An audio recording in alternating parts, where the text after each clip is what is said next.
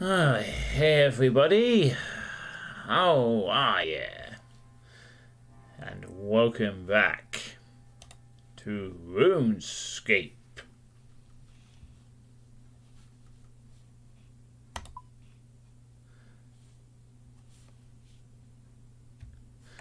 So, here we are in a most familiar location. I trust that right now you're all probably a little sick of seeing this place. I don't blame you. But unfortunately, we're going to be seeing a bit more of this place today as I continue my push to hit 72 mining. So I'm going to get onto that. But first, we're going to have our daily dose of pick and shovel. To remind us all of why we only have one dose of it and no other thing. He's free now! He's free! Joel celebrates.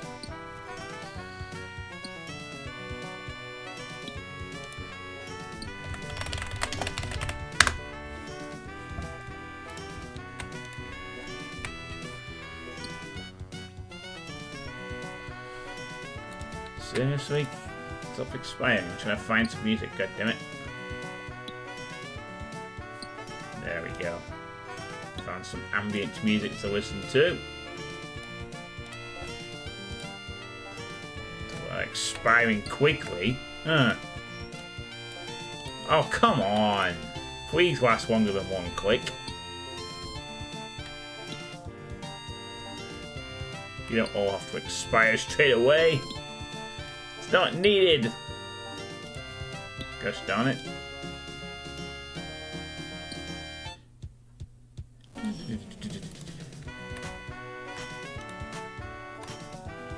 Alright, never mind. Looks like Volatile's online.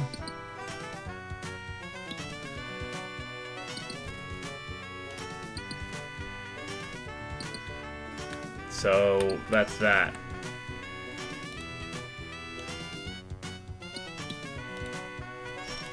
I actually want to click somewhere else. Try to steal that person's mining lot. So last time around, I managed to finally finish Merlin's crystal. And then we did some mining and stuff. Which was actually really quite handy. It gave me a nice sword. Which I can use for combat in the future.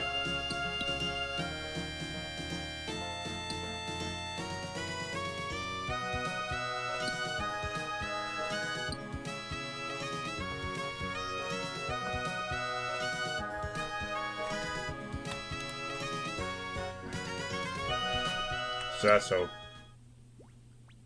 Huh. How come it stopped early? Alright, whatever.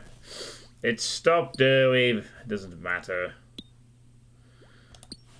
I'm gonna play some ambient music now for an hour. Some ambient fantasy music.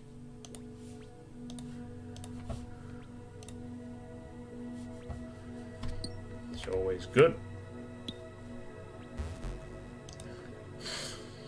So yeah, hopefully today I'm going to hit level 68 mining at least, if not push on further. We'll have to see how it goes. See how far I can push the envelope of the exciting mining.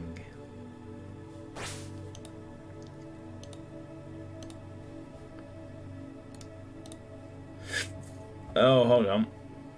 I was like, someone's going to fix the machine ahead of me.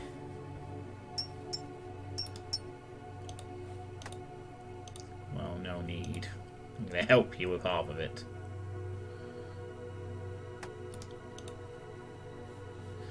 Oh, nice start. 2 nuggets straight off the bat. We are in the zone. Let's See if we can maintain any kind of good momentum this time. So up to 54 nuggets now. Past the halfway mark. Got a lot of coal, although we are still a bit behind in terms of its 2-to-1 ratio. So I might mine some extra coal individually. Maybe once I've hit level 72. For that is when I'm going to go and do some smithing. Whenever that occurs. Need to get those mithril grapples so I can have some more shortcuts. Need to push on into adamant. Need to do a lot of things, really. And yes, the title of this stream is accurately describing something I'm waiting for. Some furniture removal men are coming to pick up some furniture. So that's why I'm sort of starting off the stream at least by just doing something a little easy for me to break out of if necessary. I don't know when I'm going to show up, but I'm expecting them at any point from now, really. So once they've been and gone, I might change tact and do something a little different. But I'll see how I feel, to be honest. I'll see how I feel. I might do some fishing and cooking. Start working towards that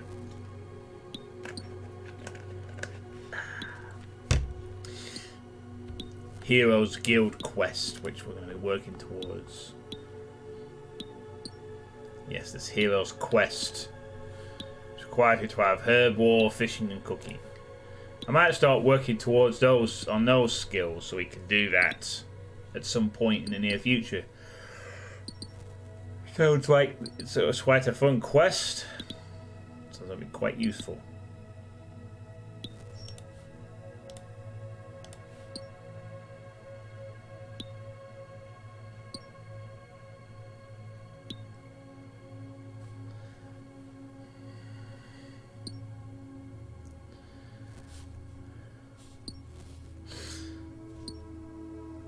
This is some nice music to listen to.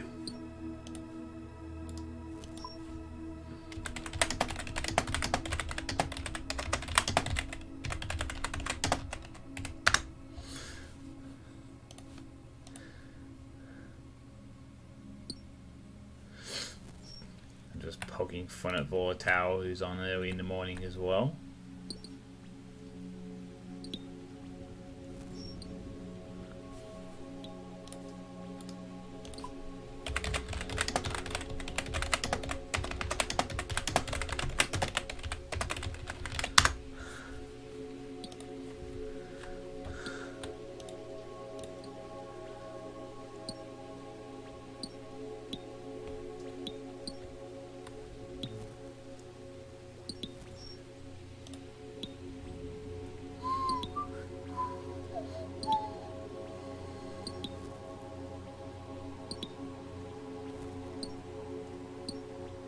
I'm your boss, so your opinions on that, are you? At least you have a job. I don't have any job yet. Unless this counts as a job. Which it doesn't.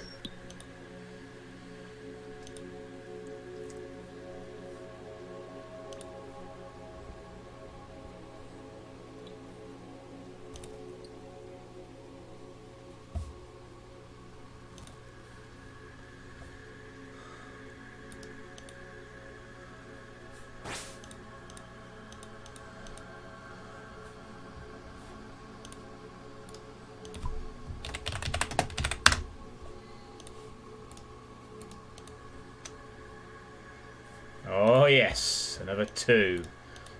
It looks like we've hit a good run. This tends to happen sometimes with these. When you mine here, you get really good runs where you get several nuggets at once.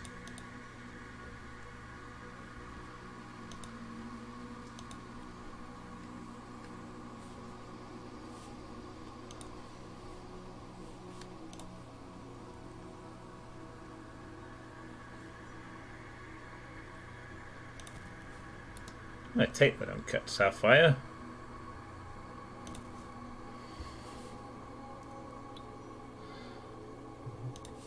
Might as well.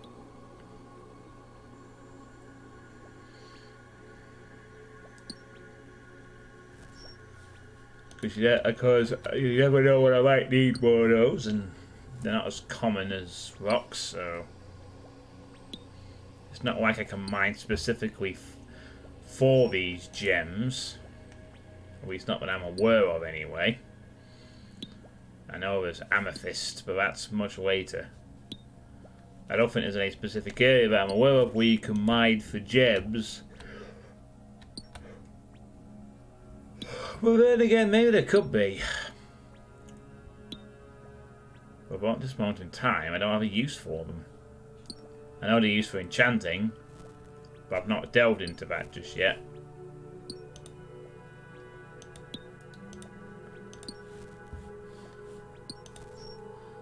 So the only requirements I do really boring tasks, so I'm AFK mining. I see. AFK mining, huh?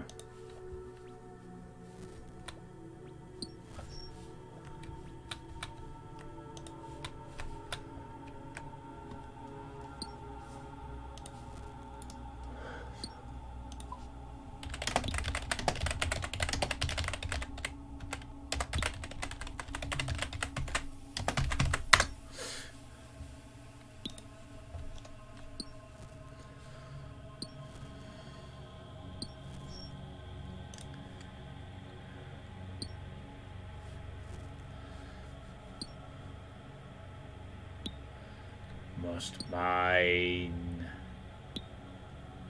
The mining never ends.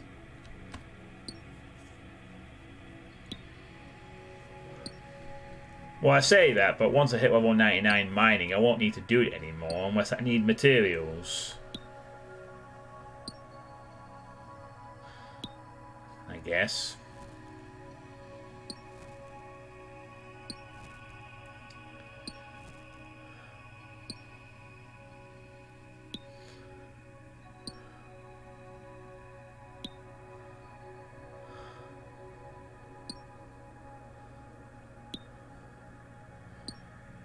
We expect mining to get easy once I hit 99.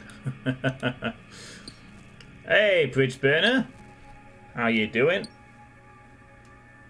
Welcome to me waiting for some furniture to be cleared. Also abiding.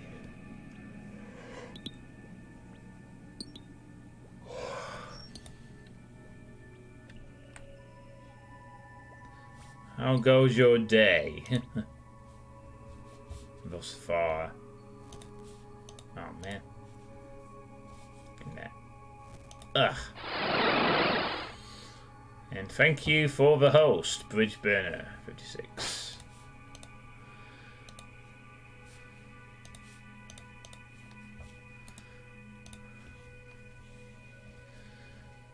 Just having some dinner. Whoa, nice. Fix that.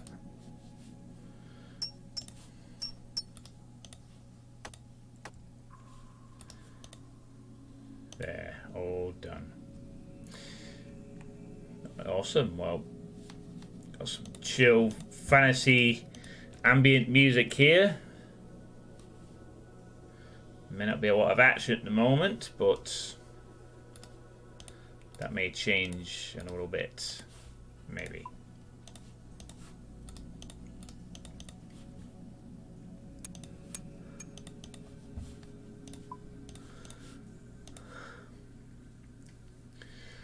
I'm just pushing on towards 72 mining so I can unlock the upstairs.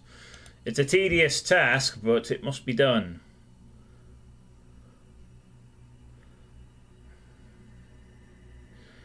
And since I'm currently...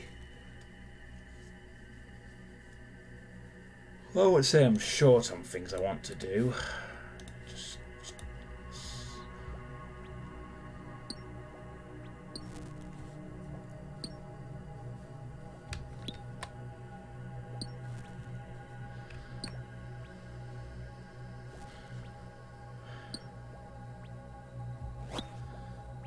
Hello, Rev P. I need a herb.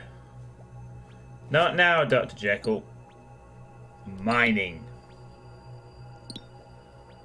Sure, your mini game is fun, but I am a busy individual.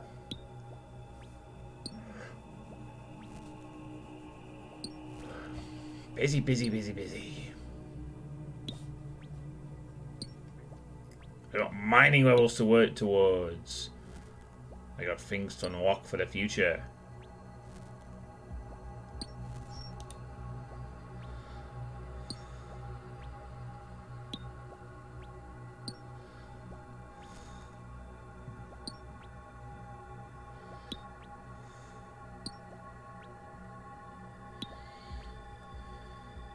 The grind is indeed real. Very much so. Hey Vortal, see you finally joined the chat. It is very real. Unfortunately, or fortunately, depending on what you wish to look at it, as part of this project there will be some streams, like there have been in the past, where I will be doing nothing but grinding.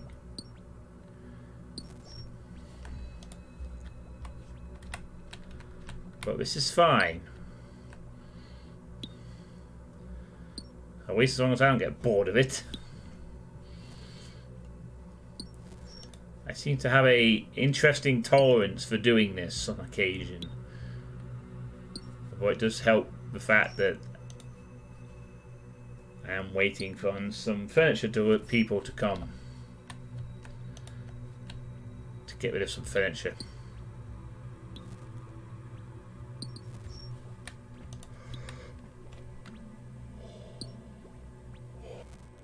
Sorry. I think there will be more grinding streams with this game than any other streams. And imagine so.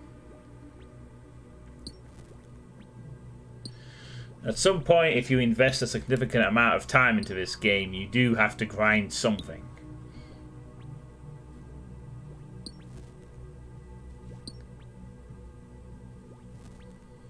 Especially if you become a member.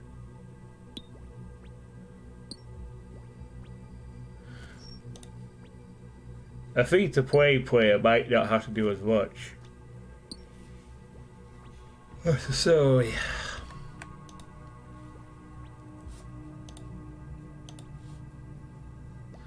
Another uncut sapphire. I guess is dropping gems. Somebody is anyway.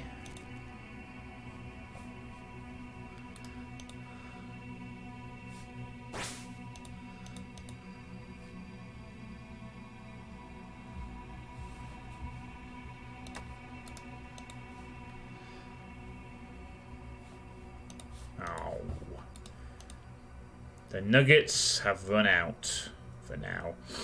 Hey Alper, how's it going? Welcome to mining in the mine, the Motherlode Mine, the mother of all mines. Oh look, there's Vortal. Him and his privileged upstairs access. One day I will have that access too, and I want it to be down here. There the mining will be even more efficient. You're gonna go see we have a little time to watch the stream. Well, I could try to make this as exciting as possible, but I don't feel like repairing the wheel. Oh, I see. So now that you're up there, you don't feel like you have to pitch in to repair the wheel. You upper Motherlode Mine class person, you. That's what you become. It's a two-tier system.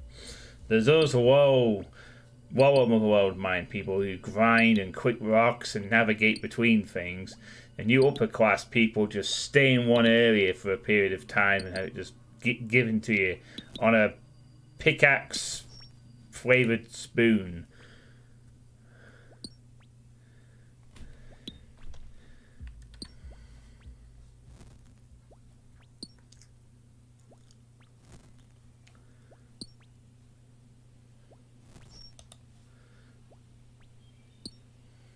And us working class miners down here work our asses off. While you sit up there with your old Mercies and you vote Tory and you live in mansions out in the middle of Remington. And you wear your fancy capes.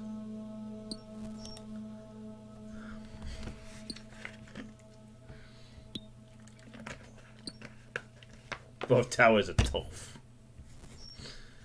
A Runescape tough.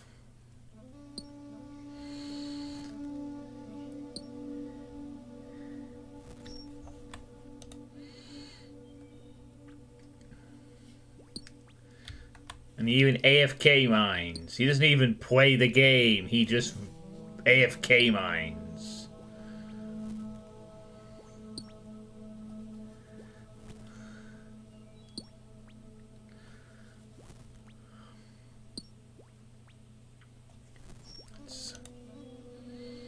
You're playing RuneScape right when you're not playing RuneScape at all.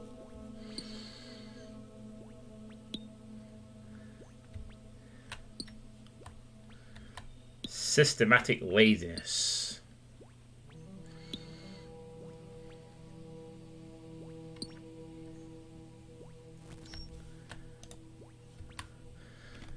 I suppose it strives to a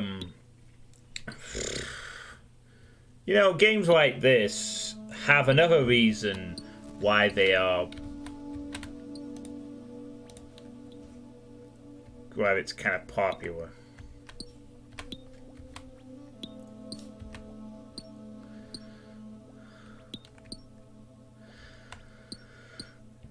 Come to think of it, in terms of how the skill system works and whatnot, you know. Perhaps not as much as it would have used to have meant, but probably still has a lot of earning. If you think about it, it reminds me of hearing about stories of Star Wars Galaxies when they made changes to how Jedi worked in the game in general. Or other games and stuff where things are just suddenly easily obtainable, but were once... Look, here he's up there! Just sits down as a little rock. It's all about the concept of having earned your way to a certain level, you know. Whereas in a lot of other games, like, you can earn something... How to describe it? It's like... Getting to, like, a 99 in this game where you can mine everything with impunity is, like, really earned. You know? Getting one skill to 99 is really earned. And you gain the most benefit from it with the cape and that kind of thing, and being able to have no more barriers to using a certain skill. You know, you earn that progress. You grind it. And once you're there, you feel a sense of accomplishment, you know. Not everyone can hit 99 in that skill, because it's long and it takes ages.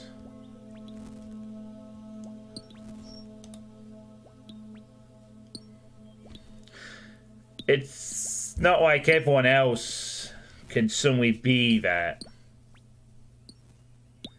They didn't have any skill ups or anything.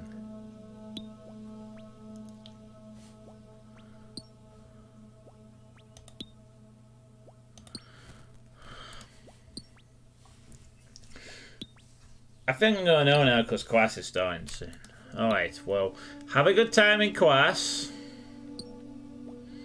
Be sure to tell all your classmates about this exciting RuneScape stream. And tell them to follow the channel and donate to my PayPal and give me bits and, you know, like, comment and subscribe on the YouTube video where this will be uploaded 24 hours later.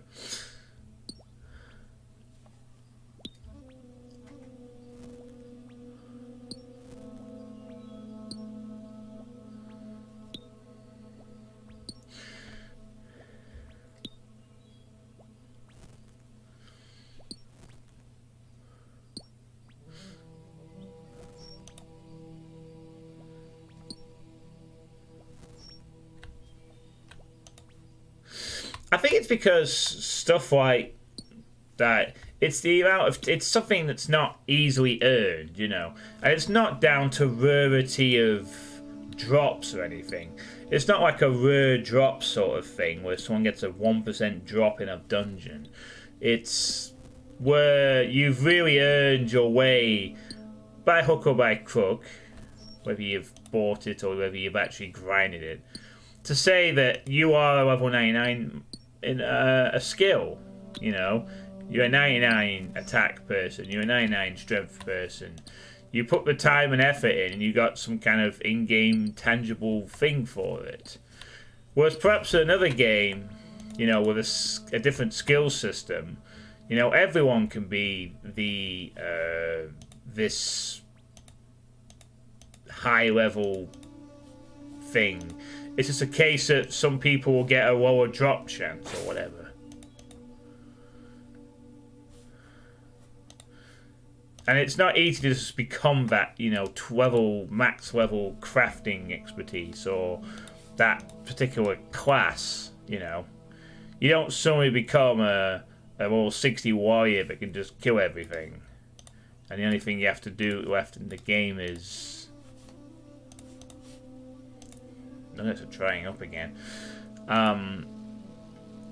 You know, you have to earn that prestige of being able to say I'm a level 99 in a skill or whatnot.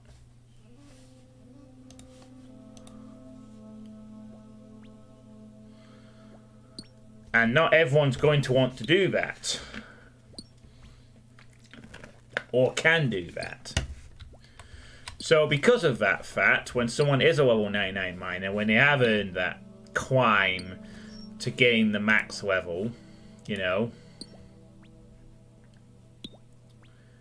you have that sort of sense of...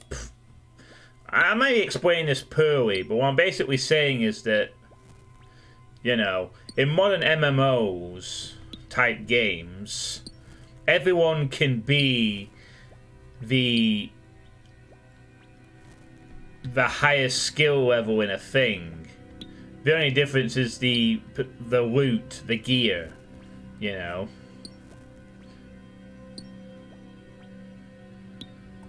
But the path that you walk to get towards it, everyone can take, and it's kind of easy to do. The end game being usually about gear drops and loot drops and making those calculators higher. And arguably this game also has gear and loot drops, but it's not all about gear and loot drops of the same kind. It's about having those skills you can use to make money in a certain way.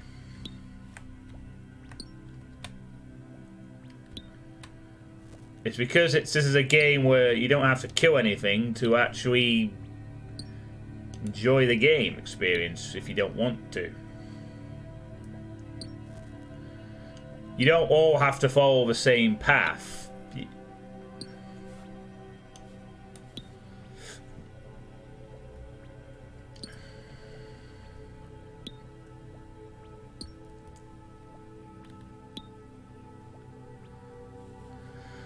It's really the kind of thing you don't see in MMOs anymore. Or not too often.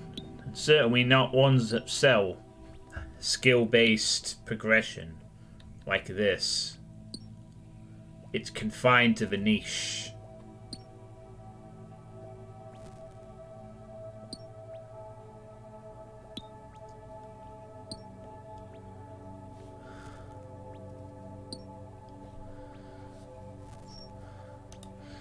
I mean, other games have basic sort of crafting stuff, but ultimately the end goal of most of them is to kill stuff and advance your level.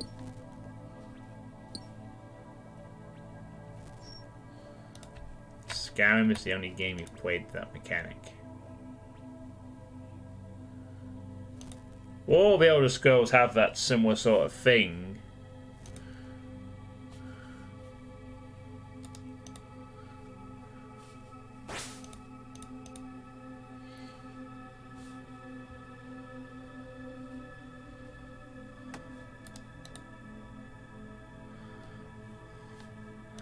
nugget at last.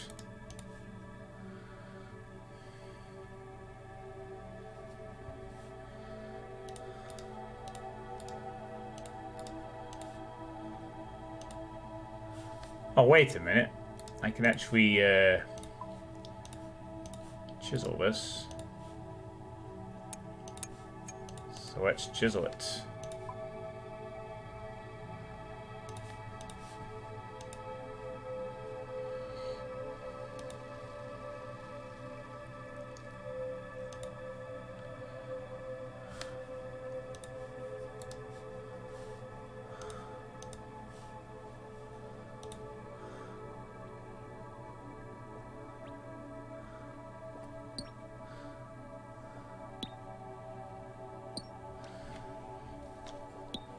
Final Fantasy 14 gets you to max level pretty quick because it's again the gear which you can buy out in RNG. I mean, there's not very many games out there you can say where mining is its own sort of grind. You know, mining is usually just something for resources, which is just done as an aside so you can craft stuff at the end game, which is usually about recipes and stuff like that. You know, whereas in RuneScape you can literally just mine to 99 and that could be your entire game goal. You don't have to kill anything. It's how all the skills come together and intermesh with being useful to one another.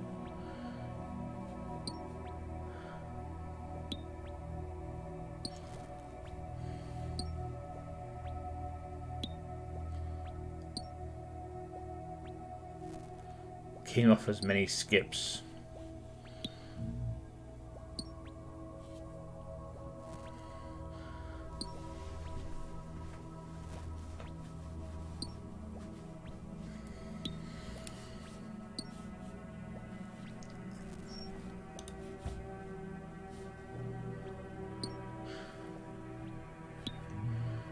Hopefully should hit level 68 mining within the hour. If we keep going anyway.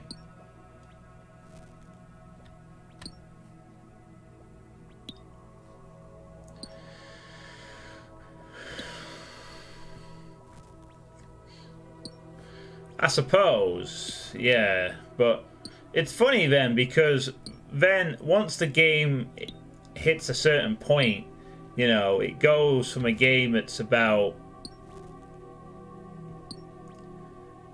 getting to a max level. You even have to spend a lot of time doing the same sort of stuff to endgame grind.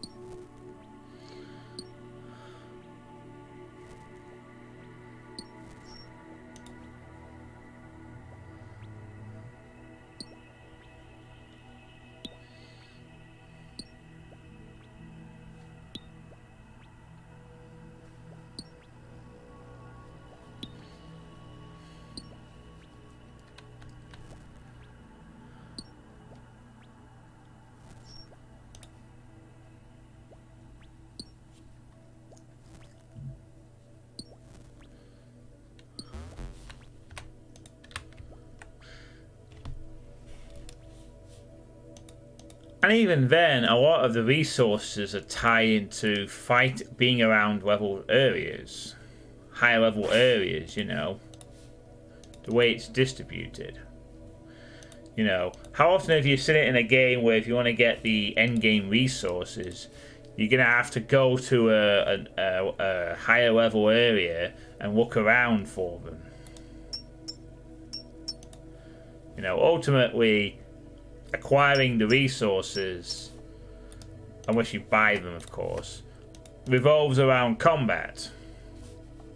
You know, going to areas with higher level enemies that will intervene as you try to mine that ore or that plant or whatever. Whereas here, there's an entire area dedicated just to mining.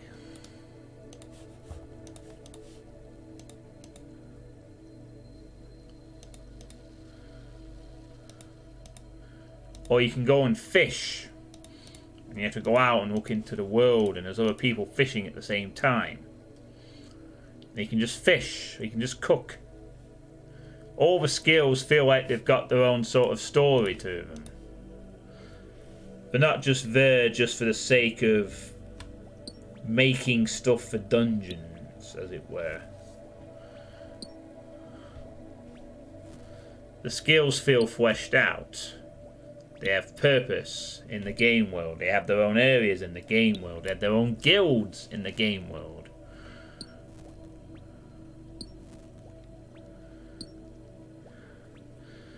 And sure, while you can put a lot of time into it, you can also play as little or as much as you like. But the player that does go through these skills, that does put the time and the effort in, gets a real sense of accomplishment when they hit a higher level in a mining, in any one of these skills, really. When you have that high magic skill, you have more options available to you.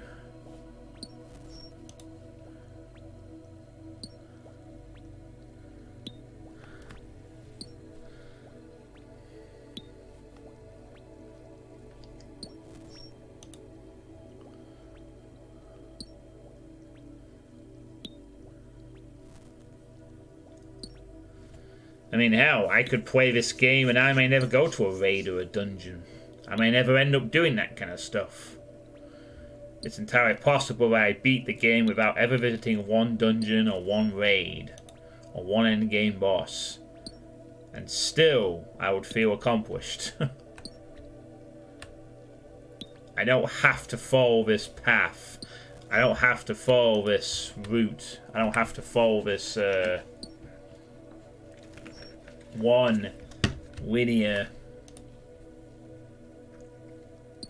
progression tree.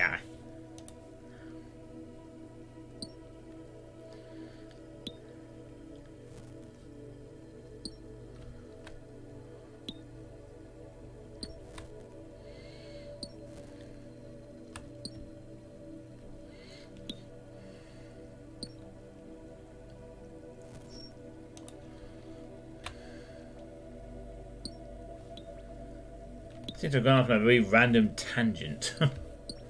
It tends to happen when you're just staring at a grey wall for long periods of time, or a brown wall, I should say, really.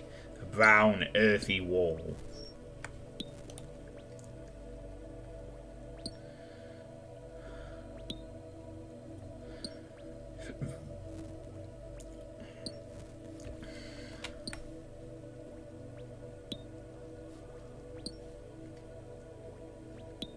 I hope those furniture people show up soon.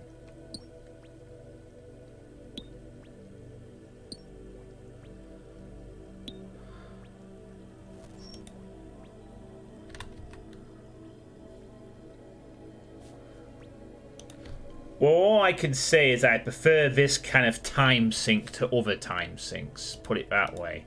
Because this is the kind of time sink where I know I can disappear for a month, come back, and not feel like I've lost too much progress.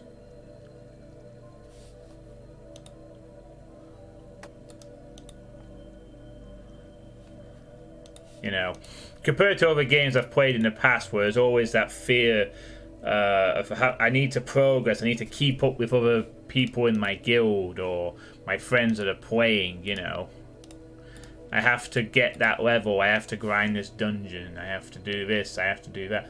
Oh wow, Cole actually has surpassed the 2-to-1 ratio of the Mithril finally, which is good.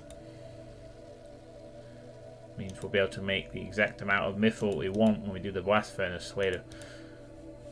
Which is great. Whereas, you know, with a game like this, they're really sure there's stuff I could be working towards, but it's not like it's going to change if I disappear for a month, you know. It's not like I'm going to be behind, because what really am I falling behind on? 99 mining is 99 mining. It doesn't become 109 mining in an expansion time. It doesn't become 200 mining. It doesn't become unlock, do these quests to get this one, you know. The only reason I invest the amount of time is because I choose to. But if I suddenly decided, you know what, I don't want to invest every day, I could just stop. And I can come back when I'm ready. If ever. And I kind of like that about these skill-based games. Because it's not about level, it's about skill. It's about, well, skill grind, I suppose, but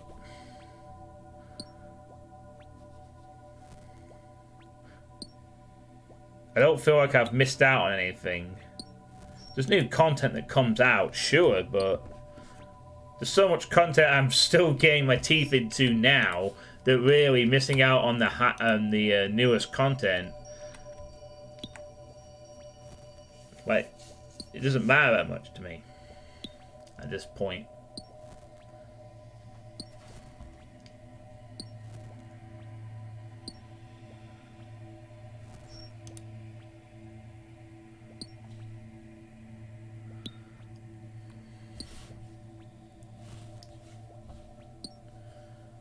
Staggering how much depth this game has.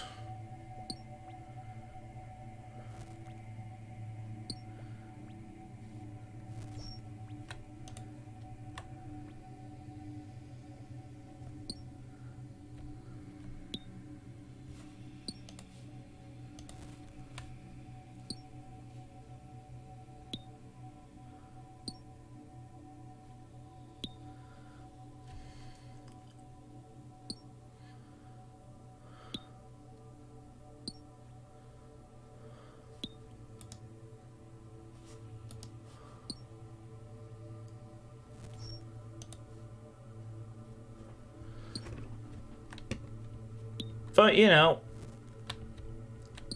that's the joy of older style games. They usually do have a lot of depth to them. Because they don't have to worry so much about the graphical end of things. They can just focus on making the gameplay that matters, right?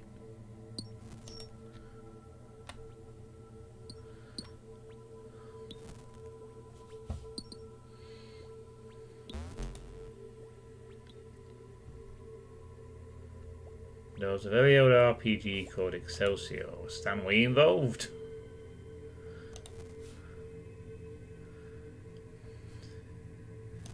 EGA 2D pixel art, kind of.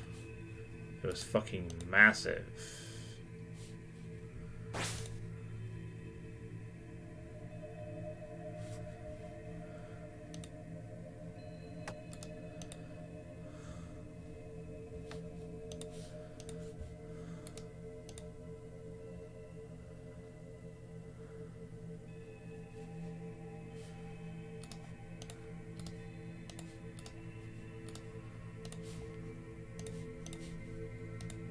No nuggets on that one.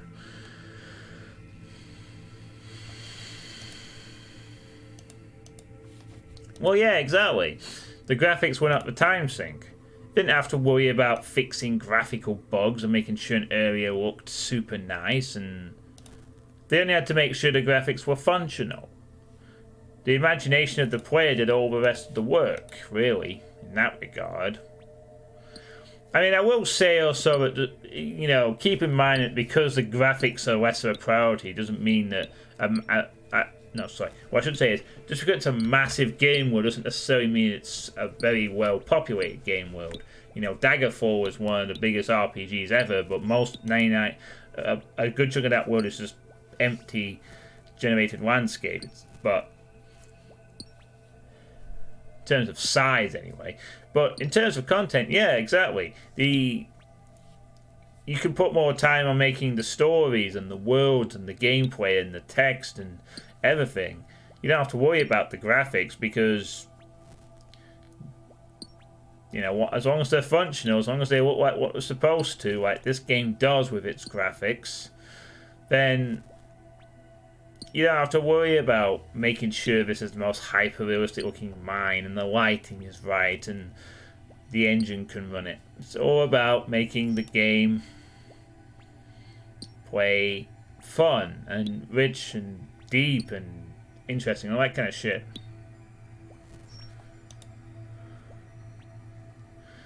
And a lot of older games you feel had that charm to them, where they were able to create these massive landscapes of interesting stuff because they were limited on graphics. They didn't focus on them so much.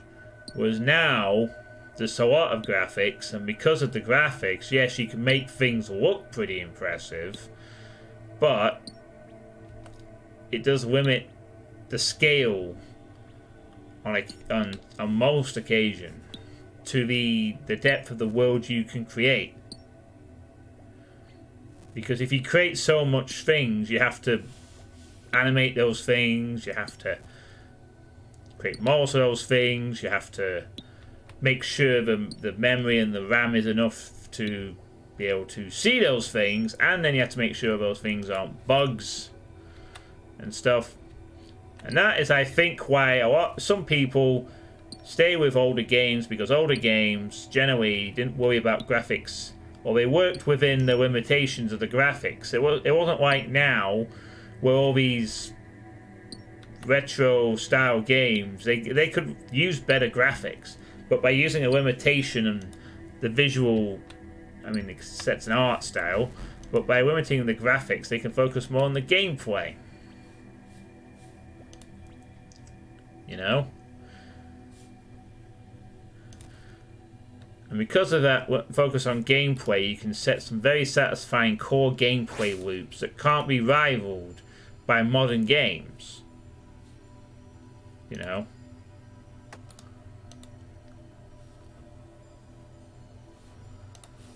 And then, of course, you have games like Dusk, which have a very limited graphical style, but because the gameplay is the main focus, again, it can get away with the style that it does.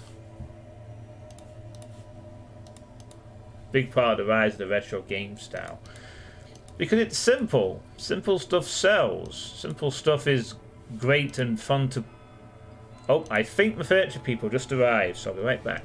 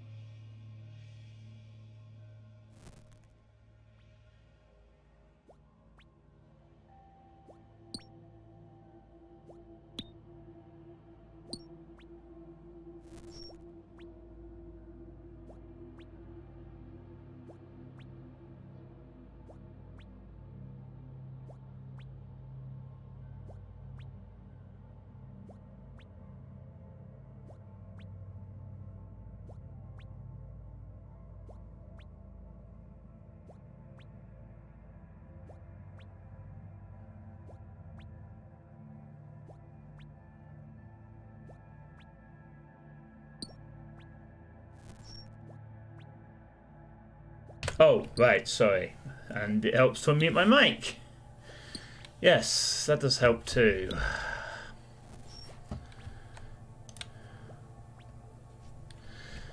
Oh, this works great. I actually like the fact that it's a retro engine.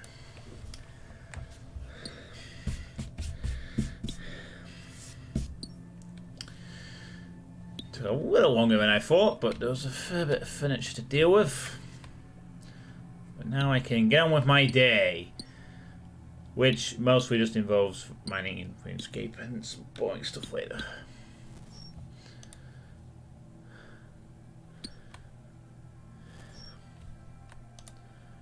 Oh man, that's some more dropped frames apparently. It sucks. See if I can vent that. Hey, so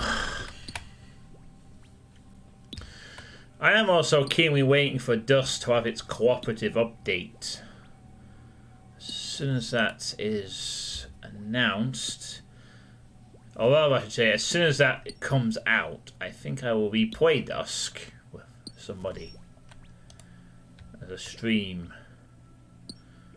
And I'll also be revisiting Dusk when the custom source code, if people can make their own maps based on it too.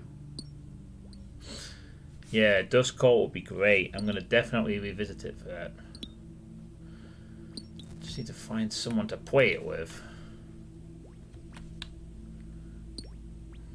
No, I don't think I'd be doing any Dusk mapping, but I would certainly be playing the fruits of those that pursue it. Pinchy said he'd make a map for Dusk, so it's already off to a good start. I mean, for all we know, once Dusk does have its own mapping tools and once people are allowed to make stuff, it could be the beginning of another Doom community style thing where, you know, the Dusk community makes stuff, people play those.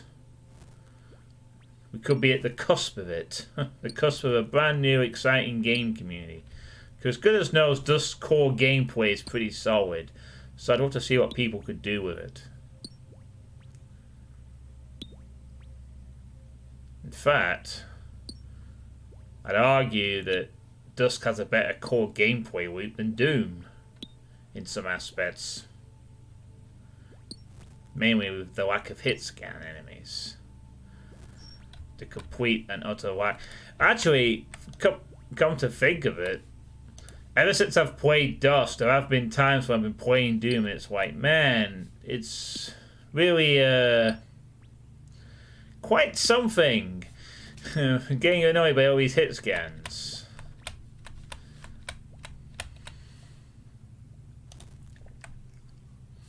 That happened, but obviously, you know, Doom's gameplay core is still pretty solid.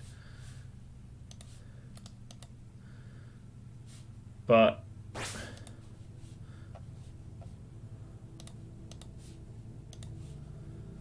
hey, Voltaire, you could fix those wheels. Or you can sit there and pole. I need the smithing experience anyway.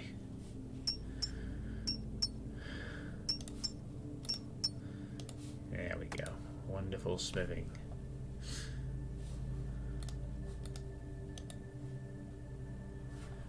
Oh no, drop the hammer.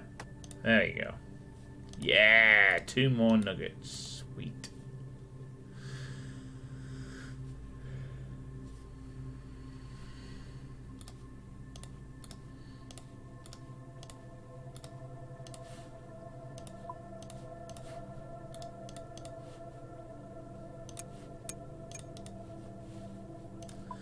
$62 nuggets. We're doing pretty well. And we're almost 68.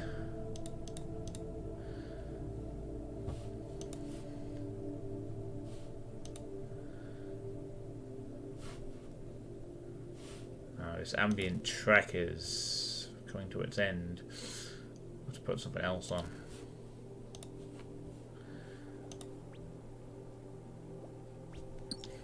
But I really enjoyed Dusk.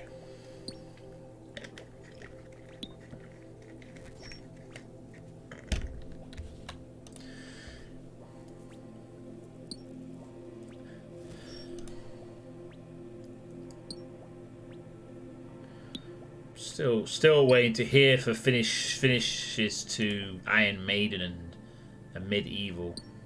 Sounds like they're both pretty close to being fully released.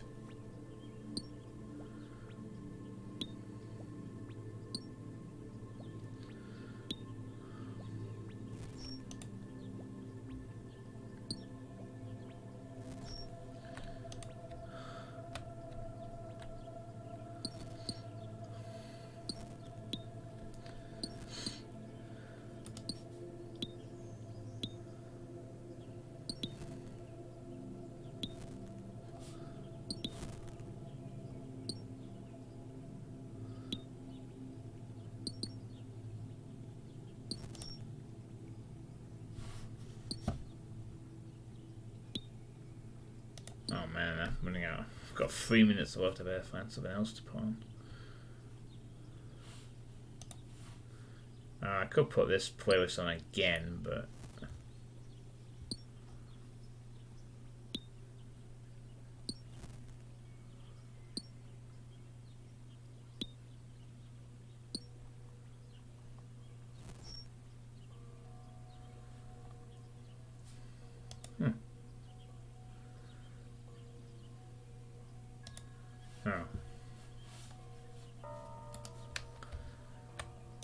comment there by Doom was on my recent playtesting stream video that it was to YouTube.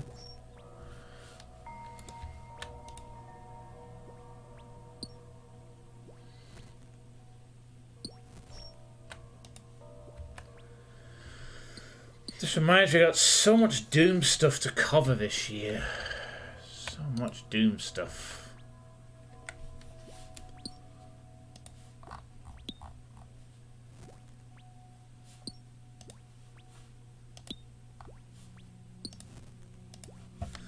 And so little time to do it.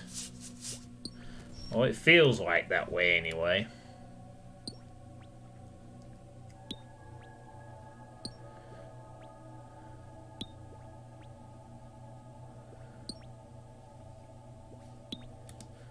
So little time, but so much of a desire to play a lot of things.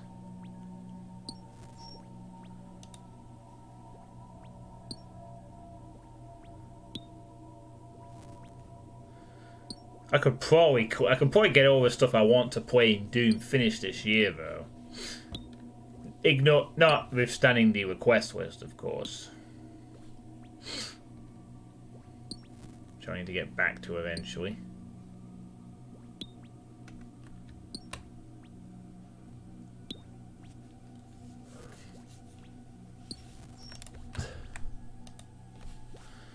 That's why it will help to have more evenings free. That's why I'm glad the poker thing is going to be less as from the end of this week.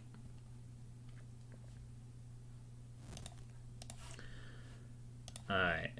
Well, that was 1 hour of ambient fantasy music. Now I'm going to put on something else.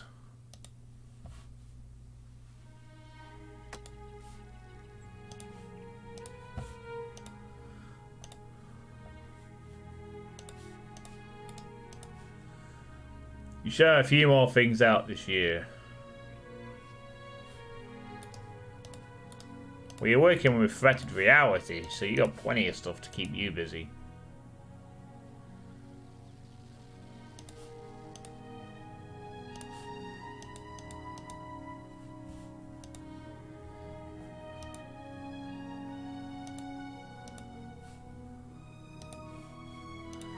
Eight projects. Wow, that's a lot.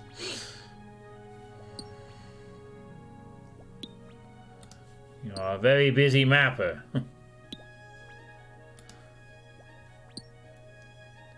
Although one is 1K lines, which is actually finished. Threatened Reality is almost done.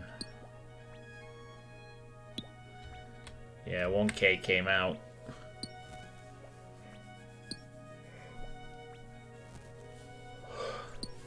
Not seen the biggest level of reaction for that project actually finishing.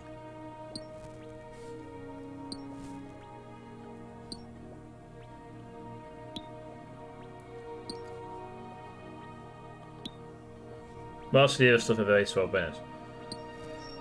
Yeah, like elementalism. That's the big project.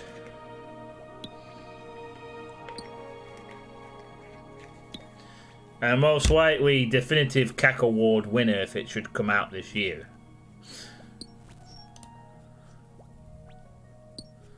Can't wait another year, man. After being spoiled recently by the GZ Doom content like Verdant Citadel and Herd, makes me look all the more look forward to Elementalism when it does come out.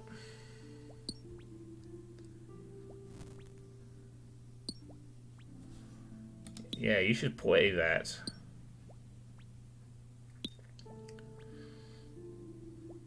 I have not played Paradise, no.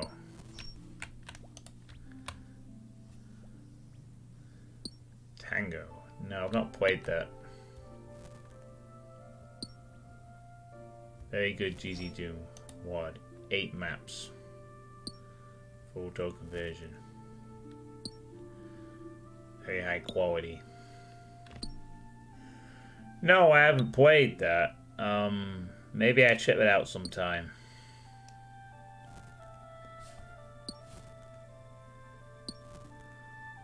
Tested it for him on stream last week.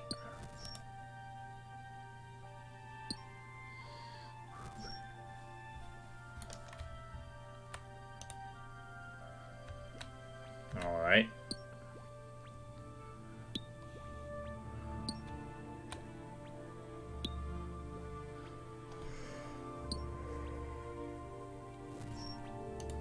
Well, Nightmare usually is the hard difficulty.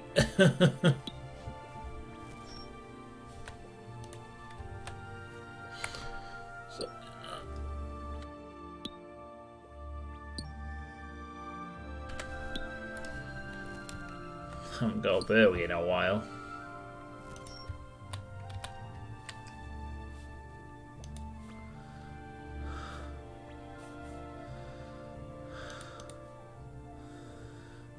Try to get your ass kicked.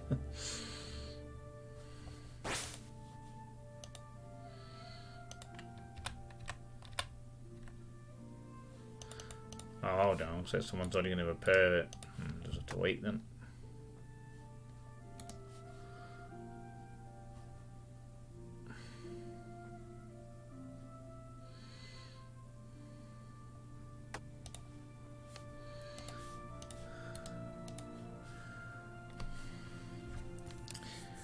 Yeah, I might play that sometime then.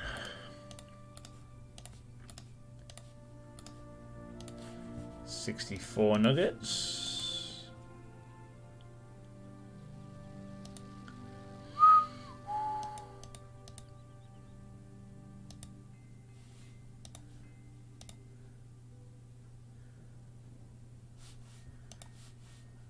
I wonder.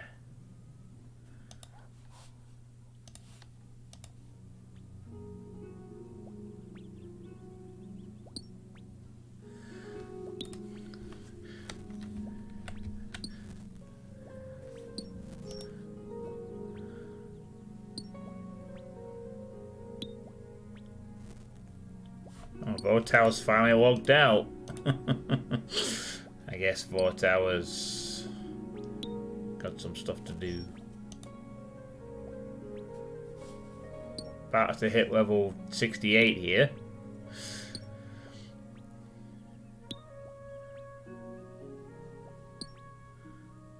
Man, I got so many projects I need to play this year. I gotta play Deathless, Nano Pineapple, Struggle, Gonzos 2, the Omega Project. I think I was also going to check out the Eagle Project as well, which Doomlover also ran. I'm sure there was some other stuff. Hey Jaws, how's it going? Huh. The hell? Screenshot. Oh, I'm now mining 68. Woo! I don't know why I wanted that necessarily. I don't know why it saved the screenshot there. That was weird. Oh, killer, sorry, not Naza. Yeah. I meant to play that as well. I'm sure there was something else I've missed as well that I wanted to check out. Do one more project, played that. I think that might actually be it. After all them, I would be kind of mostly done with stuff I can think of that I wanted to play this year. I think. Top of my head anyway, I'm pretty sure that's most of the stuff I wanted to play. Oh yeah, and then I might also play Evil Eternity as well. So I get my cool Doomwatch streamer credentials. If I played it.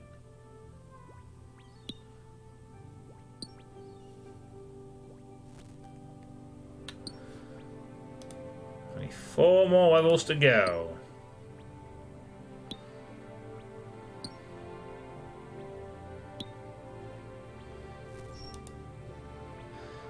Well, everyone else has played Evil Eternity, so if I don't play it, then I'm going to be an uncool streamer that only plays other things. Now give me all the cool points. Now I played Evil Eternity, I played it.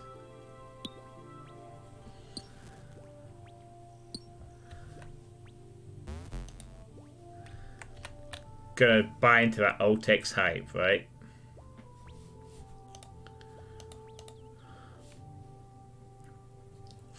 And then Sigil's coming out next month, maybe.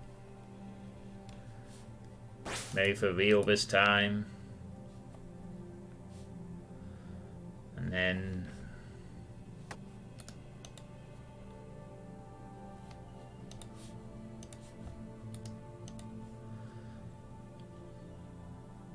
Caught using Otex and its moistening, eh?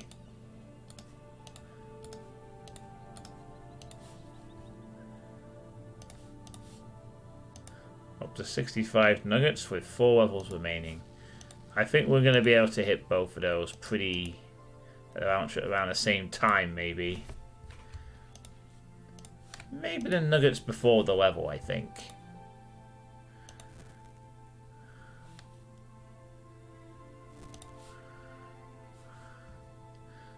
Yeah, I think I'm going to have the 100 nuggets before the level up. Since it's 62,000 XP for the next level. So.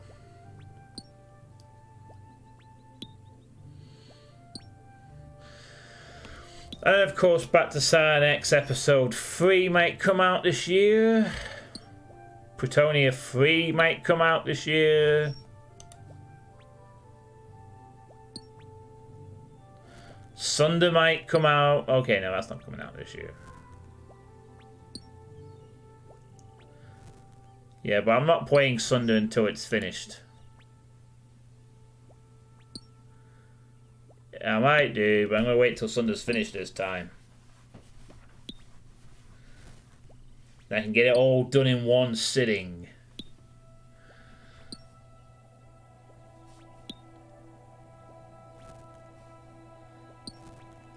Or I suppose I could play them as they come out. As a part of the massively ongoing playthrough with this Sunder. It'd be such a disjointed experience, though. 15, 16, 31, and 32. Jeez.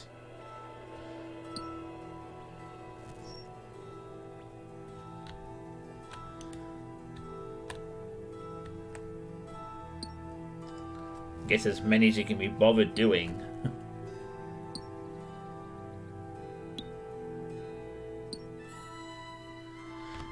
Well, I won't be in a rush to play Sunder, but I will end up playing it at some point.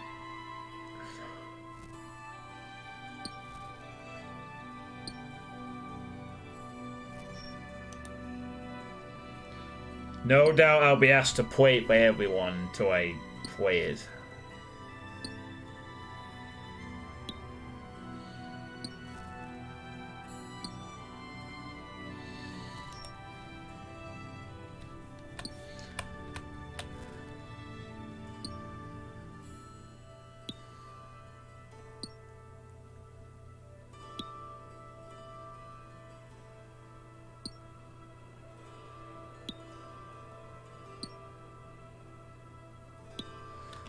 Actually, you know what? I think there is actually something I might play a bit sooner than I think, to be honest. I've started to notice recently that there's been a small little increase in the amount of heretic content coming out. I mean, Jimmy released Faithless, which was, I think it's similar to his Deathless. I've started to notice just a little bit more heretic content coming out on Doomworld recently.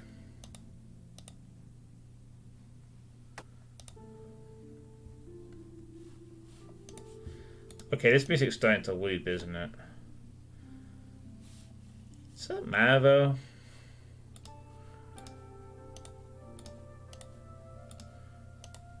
Maybe it does. Maybe.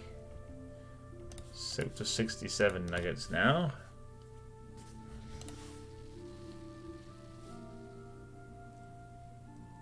I'll just leave it.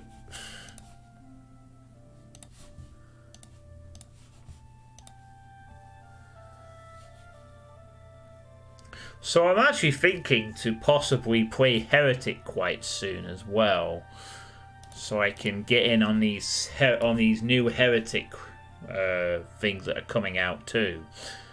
Because I have noticed that. Sort of just peek on Doomworld right now while I'm doing this at the same time.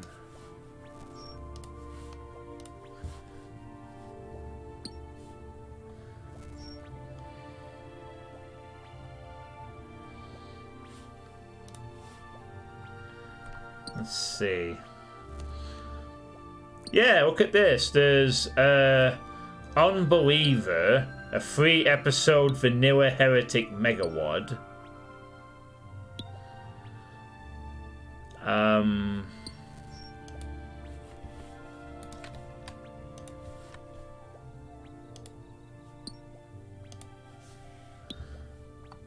The Wayfarer's Tome, a standalone gameplay mod for Heretic. Faithless, a Heretic hub released by Jimmy.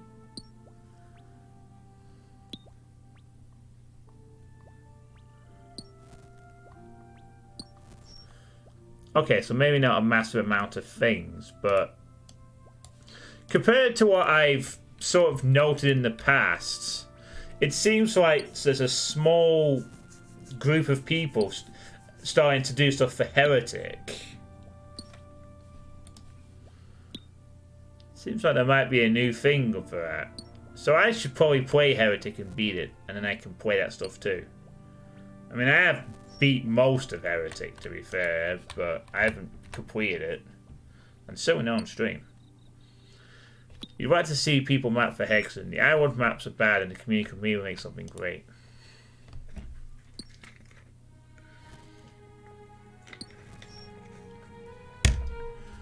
Depends if there's enough people willing to make stuff for it.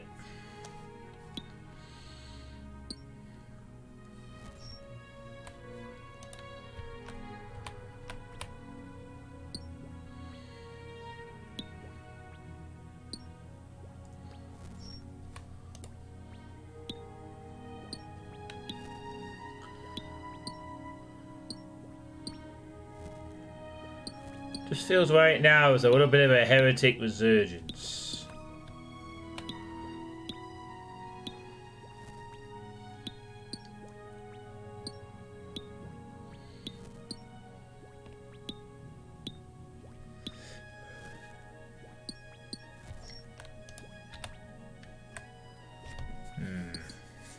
I'll have to see though.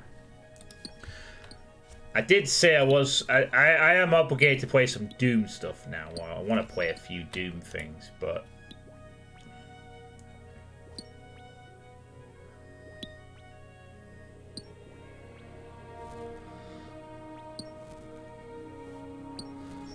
I might keep it short. Oh, I'm actually full up. Go figure.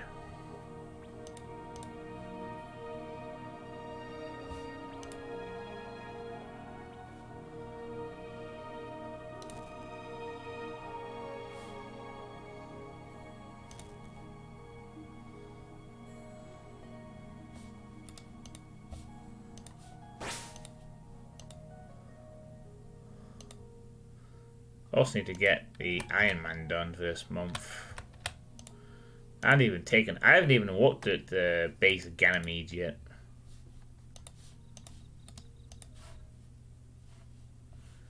Yeah, but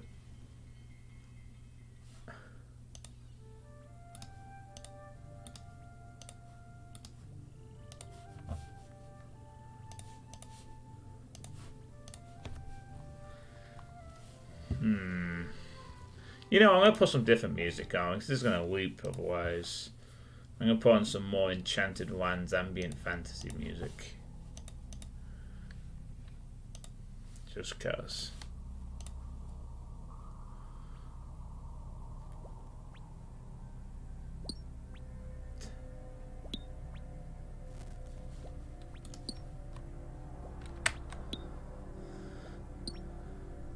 It's one of your favourite Ultimate Doom mods.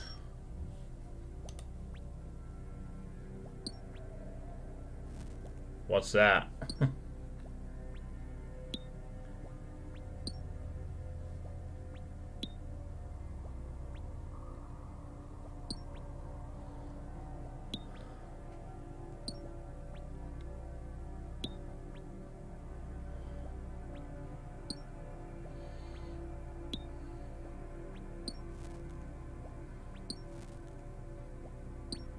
Oh, base Ganymede, yeah. Yeah, I've been warned about E1M8 is worth seeing at least once.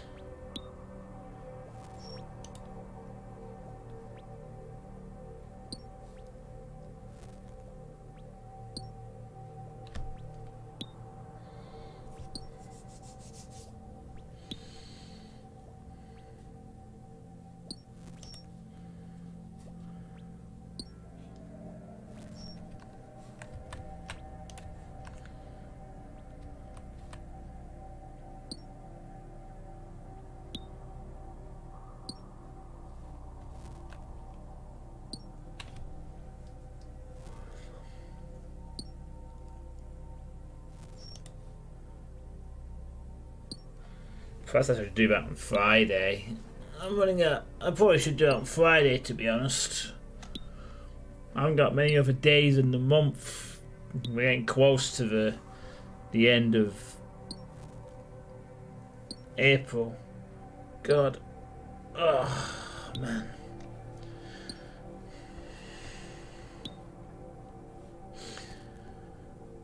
Getting close to the end of April, the month where I've streamed every day at least once. At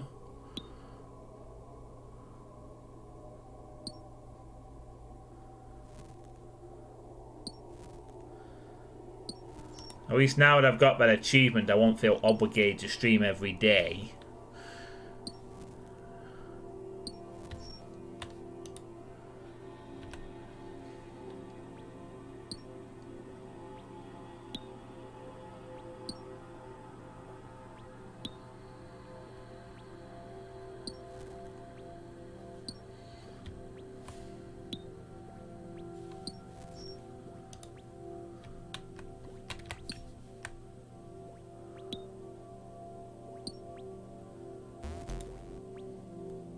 We're full once again.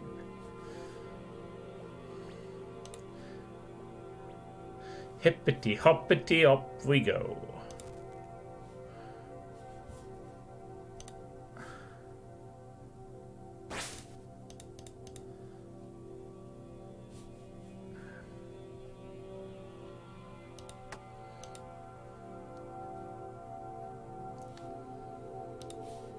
Nice, another 2 nuggets.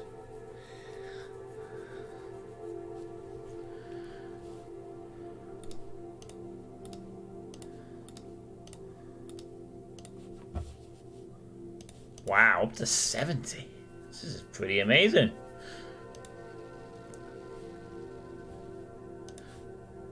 There's no way I should be able to hit it before I hit 69, surely. Nah, probably not.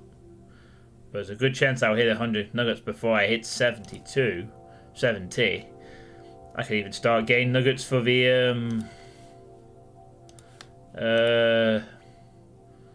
mining gear to gain extra mining experience. get the full mining set. Just to further increase my mining experience, I might need way to. I have nothing else to grind. I mean, unless I really want that gem bag, but I don't really see myself needing it, so I think I'll quite happily just avoid that and get the mining bag. Okay, sure.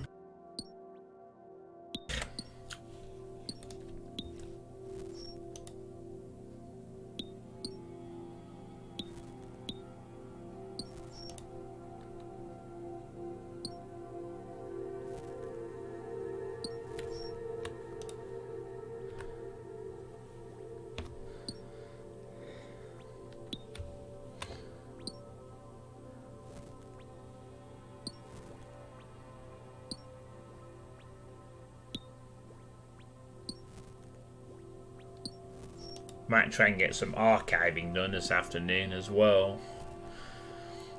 I have actually started trying to do a bit more of that again. Although I previously said I wasn't that bothered, I am still attempting to do it a little bit here and there. But I'm not like I was in the first couple of days following Article 13's announcement. It's just whenever I've got a bit of spare time, I'm trying to archive a little bit of stream here and there. And maybe eventually I'll have everything saved onto a nice hard drive, which I can then give to someone upon my death.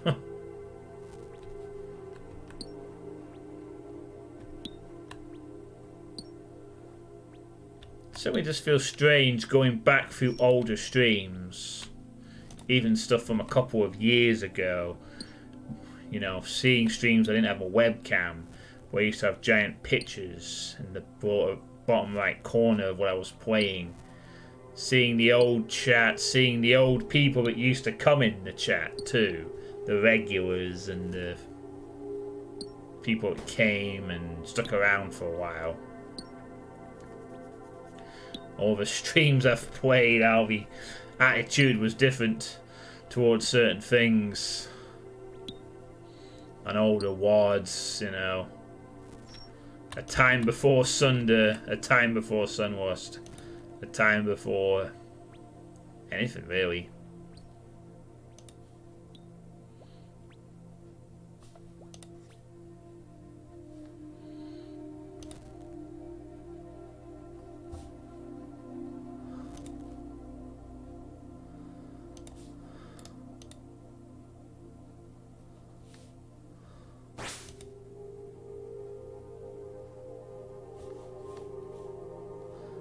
You sometimes get a sense of nostalgia from looking at your own. Well, I found. I don't know if anyone else does.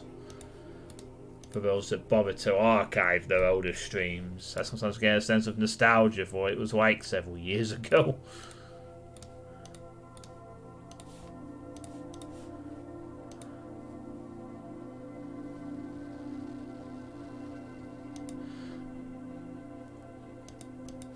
Not all necessarily for the better, though, mind you.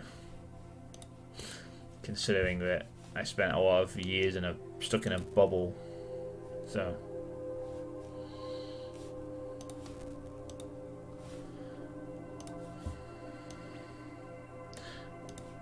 But you know, some good times were had.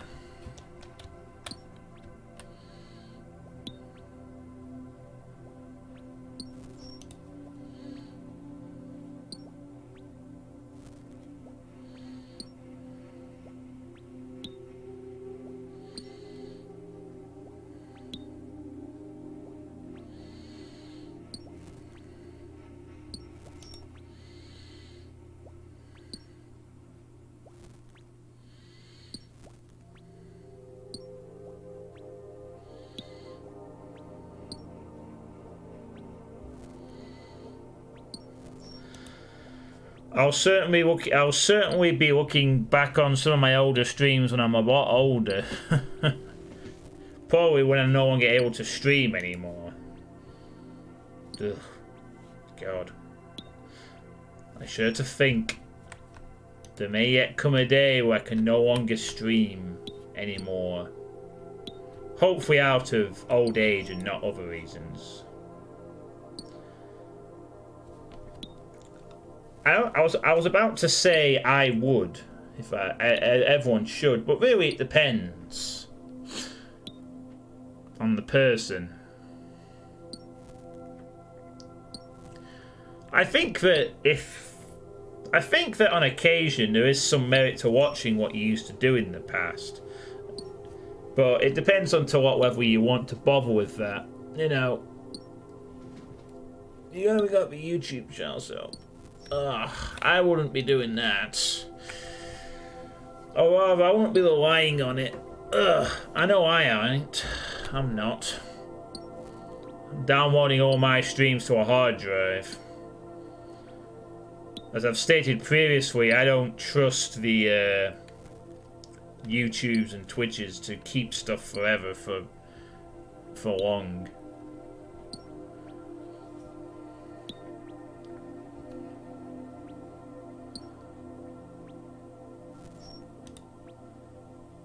You've watched so much old footage from 2009 onwards. Yeah, I've watched a lot of stuff too from the old dope lives, you know. I never bothered archiving till it was too late. But I don't really regret that much, because a lot of stuff was honestly probably not the greatest anyway. Well, there is one stream I would have liked to have kept in its entirety. But that's really it. It teaches me the value of archiving it for the future, though, which is what I'm going to do with this channel. If I can. Every stream from this point from a certain point has been saved. I'm just going back to the past to record and save other stuff. You know, there's definitely a couple of streams I hope to get on there eventually. But that's good you got a YouTube channel, you know. I treat YouTube like an archive now. Nothing else. Yeah, it's pretty convenient.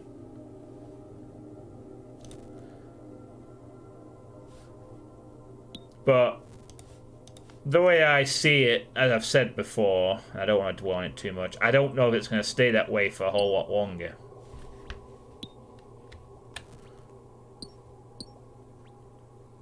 Yeah, I have that too. That's why I think there's a value in it. Some people who can't watch it on Twitch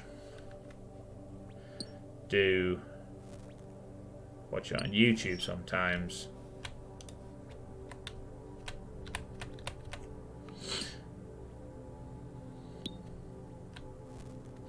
And you know, it is nice that all the Twitch highlights are saved for quite some time. I mean, you can watch my very first stream that I did of Father Beans right now if you wanted to. And that was in 2013, 6 years ago. Which I've managed to archive. I'm very proud of that stream just because of one thing at the end where I chainsaw 2 Barons of Hell. You know, keep in mind I was probably like the second Doom what I ever played offline. If I ever bother to do like a highlight reel of my best moments, that would definitely be on there.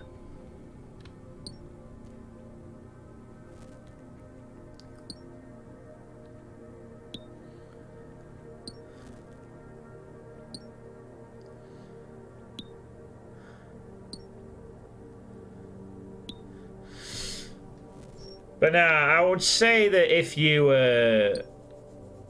wanted to actually preserve your streams for the future, I would say I would download them off Twitch, or the ones that you do in the future, save the FLV files that come from OBS and put them on a hard drive somewhere.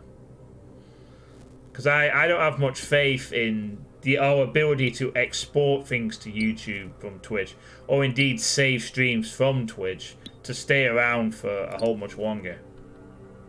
At least not as it currently stands, anyway.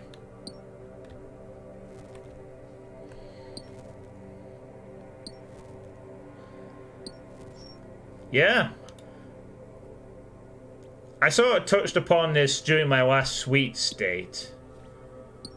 But basically, I am convinced that within the next 2 or 3 years, the internet as we know it, already somewhat becoming neutered, is going to become extremely neutered. To a point where we're not going to be able to do a lot of things that we used to take for granted. At least not as easily, and it's definitely not as enjoyably as we did. I seriously think the internet is on a slow decline into becoming absolute corporate bland blob of,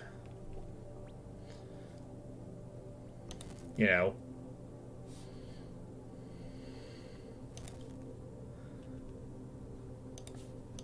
heavy regulation and really a lot of the fun's going to be taken out of it.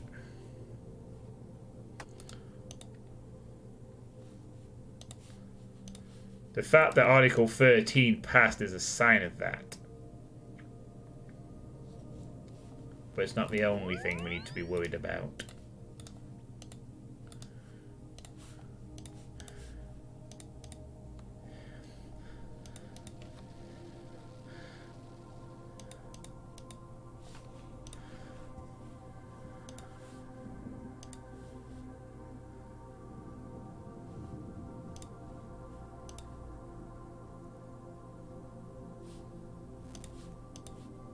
Oh man, a bunch of people are now mining over there. I'll have to mine here instead.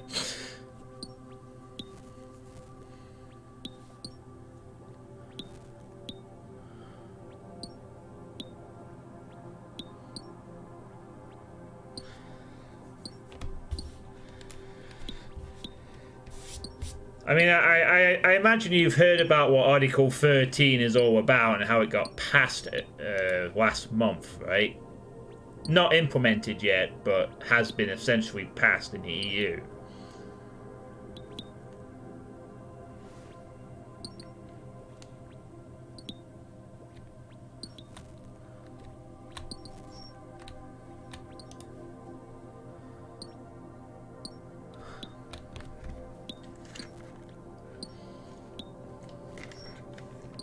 Well, I've heard a bit about it before. Why would that prevent Twitch exports to YouTube? It wouldn't necessarily prevent that, but it depends. I'd be more worried about YouTube keeping it up on there without it being copyright striked. As it stands right now, a lot of stuff that's, you know, on YouTube, if it matches the algorithms of music, usually just gets demonetized. So that, as far as my experience goes, it's demonetized and you can play it, but you don't make any money off of it. Yeah, exactly. Gets blocked. Well, for some people it does on slight things. I've not had that problem too much. There's been 1 or 2 things I know I can't play. I know I can't play Kylie Minogue, and AC/DC gets blocked in America. Yeah. But for the most part, like, when I've had stuff that's been identified, it's mainly just meant the video's been demonetized, which I don't really care about, because I don't think I really make any... Not that I've checked, but I don't really think I make a hell of a lot of money off YouTube anyway. Even though I've been in the partnerships thing for quite a while. It's just no big deal. Yeah, so it's still got it loaded. But what I'm thinking is is it going to stay that way? And the day comes that those demonetizations, you know, become strikes and blocks. That's what I'm thinking is a possibility. Where it no longer just means demonetization, but the entire video just gets taken off because you're not the copyright holder, you know. You could play 5 seconds of a music clip, or hell, you could even play the game and the in-game music and the in-game footage, and suddenly you're like, no, you can't play that because you're not the holder. You don't have permission to play this, to upload this content. You know, it's not like we haven't seen game companies at the past try and crack down on live streams for stupid reasons.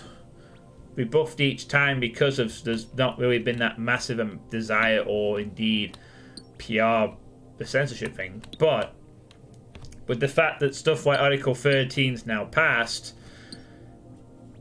you know, companies, if it goes ahead as planned, then there could be a lot more censorship of things.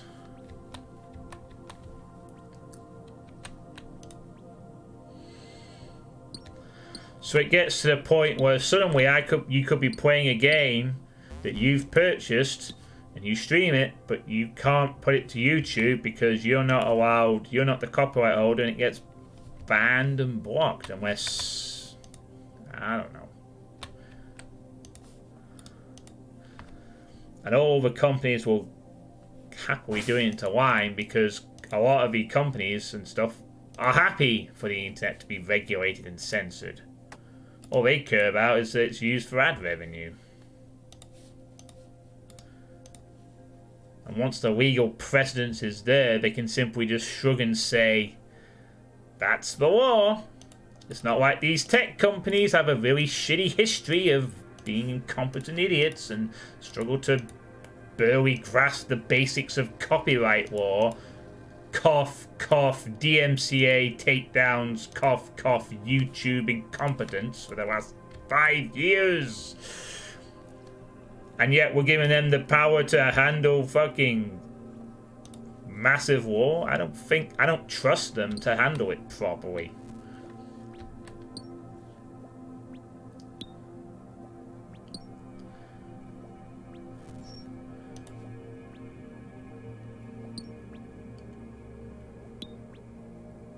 You know? Never mind the apparent culture war that's going on. Say the wrong thing and you get fucking removed.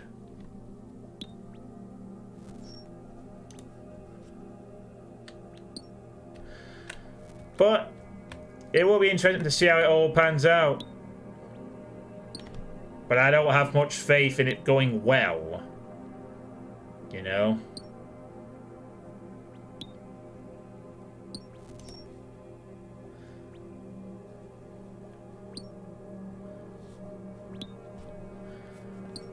I'm adopting the sort of expect the best but prepare for the worst kind of scenario.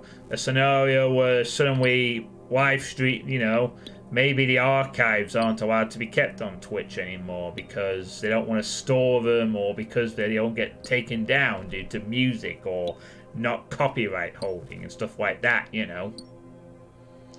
The freedom of the internet being regulated and censored. Controlled, if you will.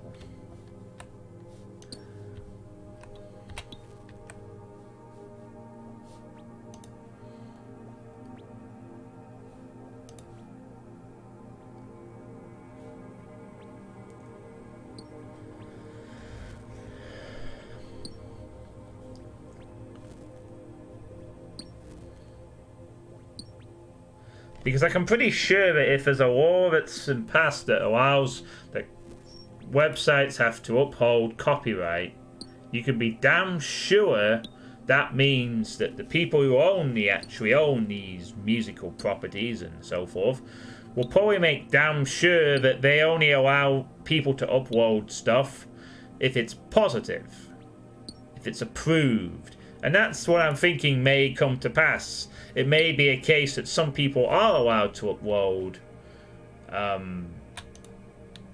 the kinds of things we enjoy now, live streams and content, but only if you are approved by the company of which thing you're about to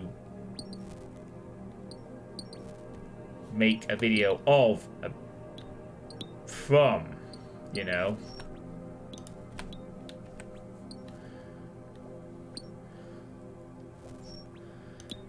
And maybe, just maybe, you have to pay for that privilege. You have to pay for the right to do it.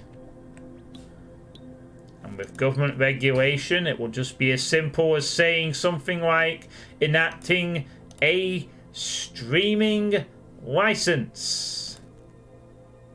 A live streaming license. Pay to stream. Oh, and make sure you step into line or else we'll fucking displug you off the internet. Entirely. It's not like there's an alternative. Well, I'm sure there is, but it sure as shit ain't showing itself now, is it? That's the problem. There is no alternative. None that is currently viable.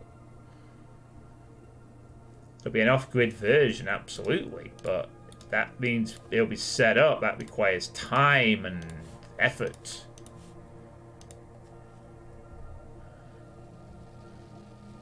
Well, no, it won't happen immediately. It will be a gradual change, kind of like how the AAA gaming industry gradually changed towards different models. It'll be the same thing. You'd always have the people who would be against it, but for the most part, a lot of people probably wouldn't want to put the time and effort in to actually continue it. Not every live streamer would want to bother. They might just fuck it and quit.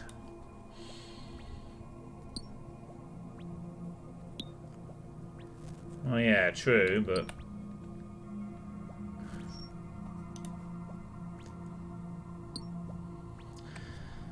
that's allowing for an industry that allows to have indie games alongside AAA ones. If the internet was more regulated and censored, it'd be a lot harder for there to be the indie option without, you know, possibly even breaking the law. Imagine if it became illegal to live stream unless you had a government license.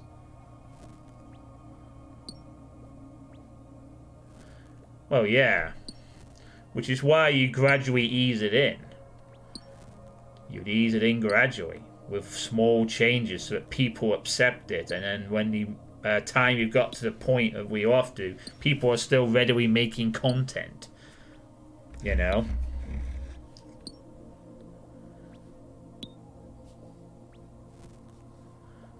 It's why a lot of content on YouTube, for instance, is very bland, inoffensive, and appeals to as wide an audience as possible. That's the way you can make money, but people out there are sure willing to do it, and people out there are sure willing to watch it.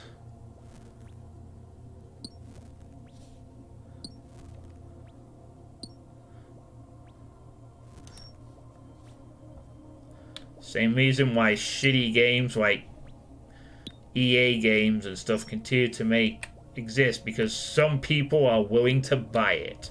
Some people are quite happy to spend £50 on a game that lasts 6 months.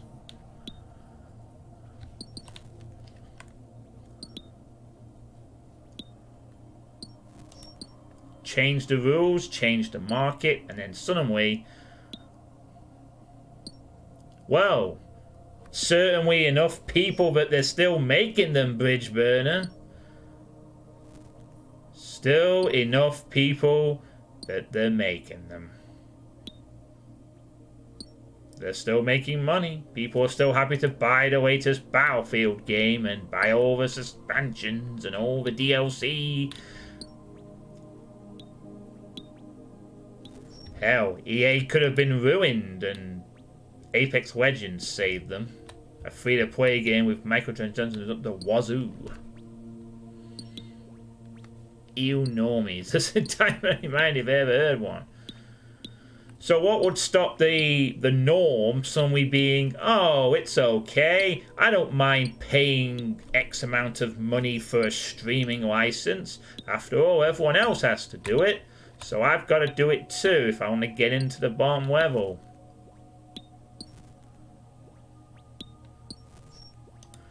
And sure, there'll be people who'll be saying, you don't have to pay for a streaming license. You don't have to pay for one.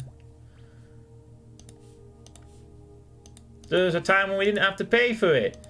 Yep, well, there was also a time when YouTube had a 5-star rating and was great. And a lot of things change. But enough people don't give a shit about, you know, the change. They accept the new norm and then everything just goes back. You know?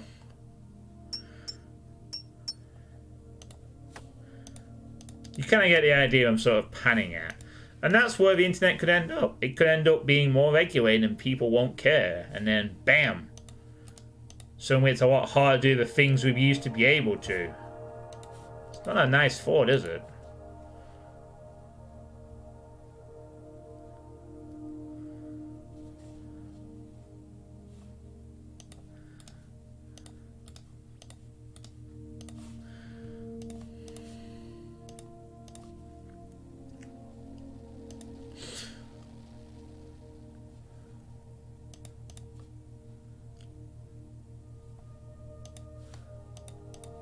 Well, yeah.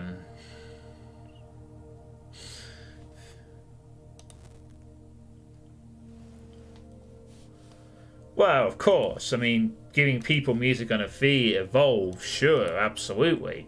But it's not like you had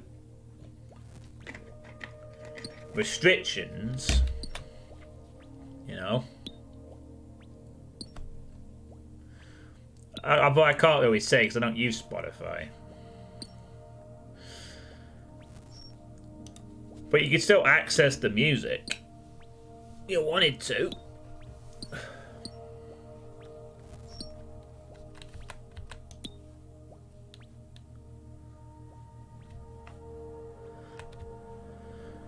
Well, things will change, but not for the better. It's the way I'm seeing it.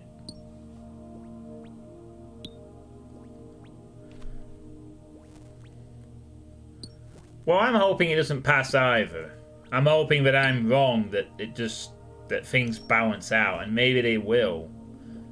I'm just preparing for the possible scenario that that doesn't happen.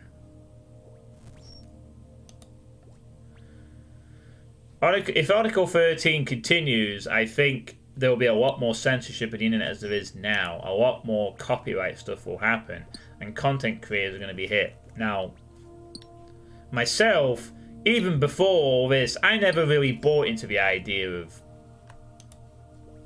you know, being a YouTube content creator just to make money. I remember a time when you didn't do that.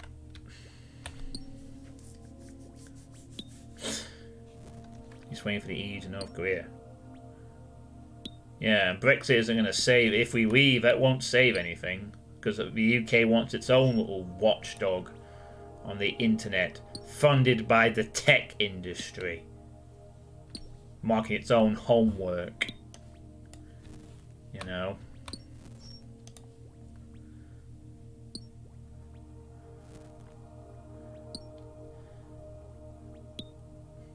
As I said, there's a lot of people who want the internet to be censored and regulated. Unfortunately, what those people don't realise is that once the people they want the internet to be regulated and censored against comes to pass, they'll be next. But by that time, they won't have a fucking clue.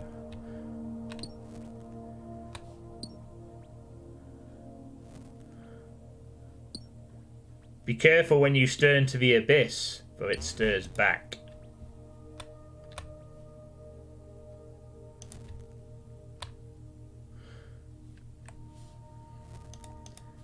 I haven't really read on that. I just know that they want to do their own little thing, their own watchdog, because they're really worried about social media and supposedly and tech stuff like that.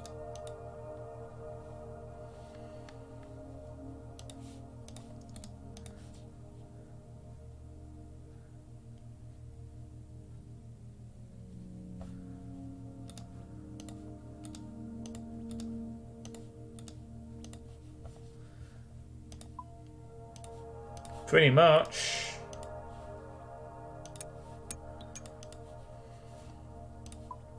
$78 nuggets. We're good.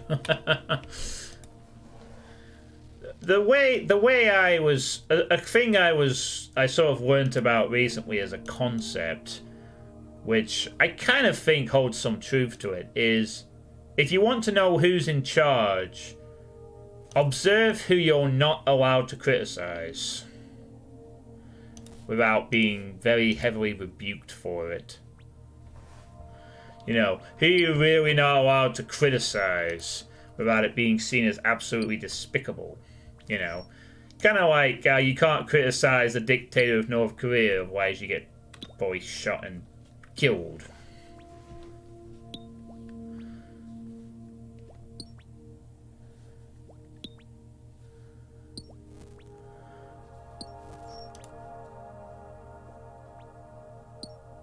Oh, you're perfect, are you? Vortal the perfect. Of course. That's why Vortal hates pain elementals. Okay, I didn't really have a good joke lined up there. I think Vortal is great. That's why Vortal is on the second floor right now. I'm gonna get up there eventually, Vortal. You see these nuggets? You see these mining levels? I'm gonna be up there one day. I'm gonna knock you off, you little perch. But does he hate revenants? Well, let's find out. Does Vortal hate revenants?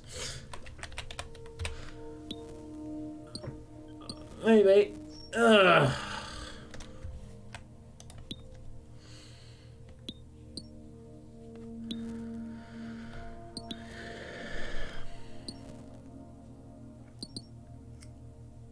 Okay, well, but Vortal isn't perfect, you know. But, you know. Revs are great.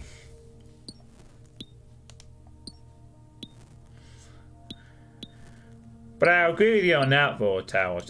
I have seen some of the stuff around that, and it's a little disturbing, really, that mean comments are being...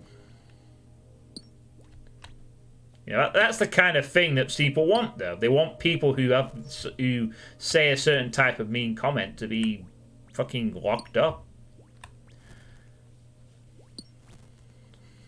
It's quite worrying, really. The freedom of expression is not as free as you think.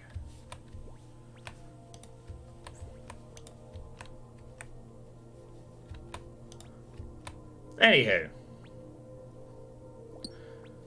We can only hope that maybe it doesn't get as bad as that, but I'm certainly not going to be complacent anymore and just expect things to stay the same. That's why I'm archiving my Twitch streams. So that if it all gets removed and all I can do is stream and not save anything, then at least it's like, well, hey, at least I've got the history covered, I've got the past, and it's all great.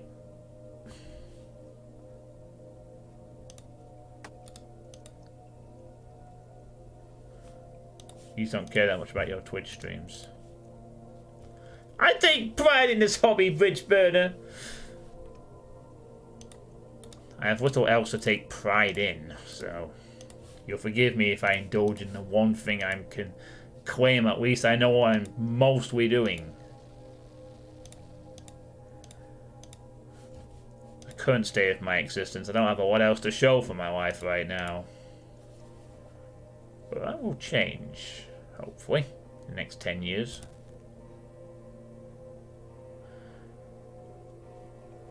Well, neither am I.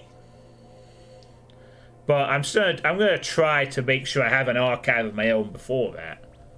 And if I lose it tomorrow, then so be it. I've lost it all. Not much I can do. I imagine there'll be other things to worry about in my dystopian future. Well, the main thing I'm worried about is just being not able to live stream anymore. I can't imagine going back to playing games offline after that. You know, just by myself again. Ugh. The horror, right? The horror.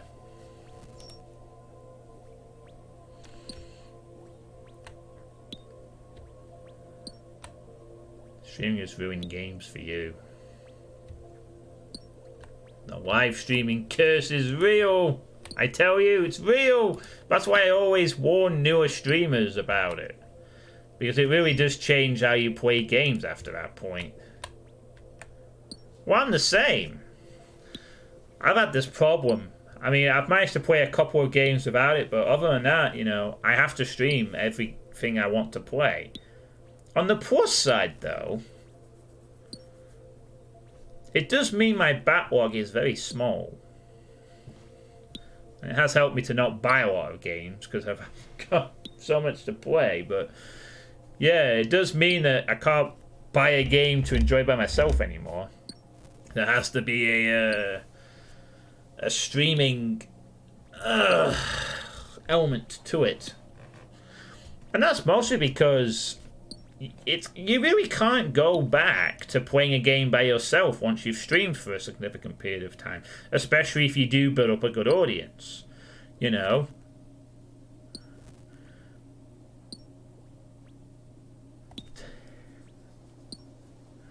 How can you go back to just playing a game by yourself when you can be playing it with other people commenting on you playing it? It's not easy to go back to that after a while. It's not so much games to me, but streaming is a big mapping motivator.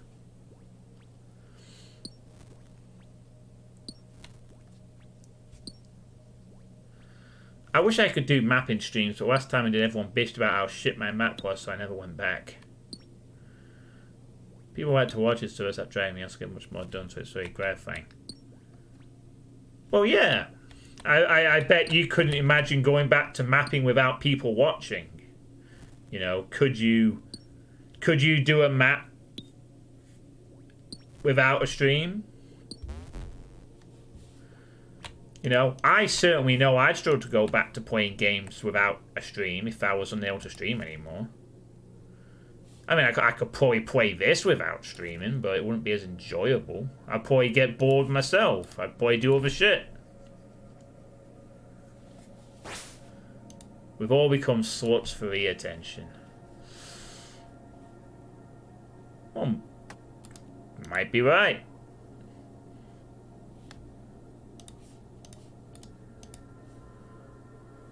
I'll probably go back to normal gaming. Honestly, I might still play Doom mods. I just wouldn't be able to, like, comment on them. You know? I could always go back to, like, you know, just commenting on...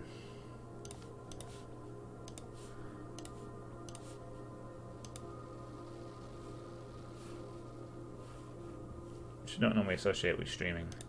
Oh, you'd be lucky. I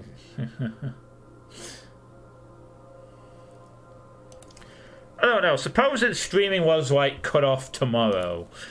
I probably would still play Doom mods. It'd just be like... Get off, you stupid fly. Get out of here.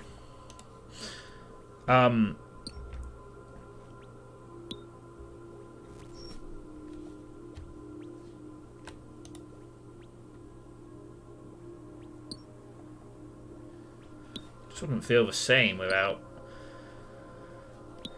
But as long as I guess as long as I could continue to give feedback on Doom maps and stuff like that, I could probably still post on Doom World, you know. Like, maybe I'd just post my thoughts. If I could make a video, maybe. Oh, but that being said, if I couldn't stream, why the hell would I be able to make a video?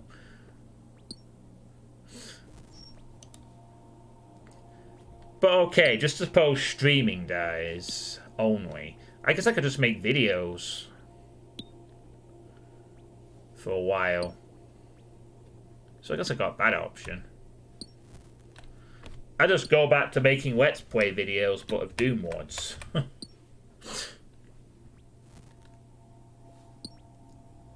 is what I did on my channel for a little bit, actually, until I was more established as a streamer. In fact, I think I even did a few of those before I even started streaming. I'm trying to think of the time frame now.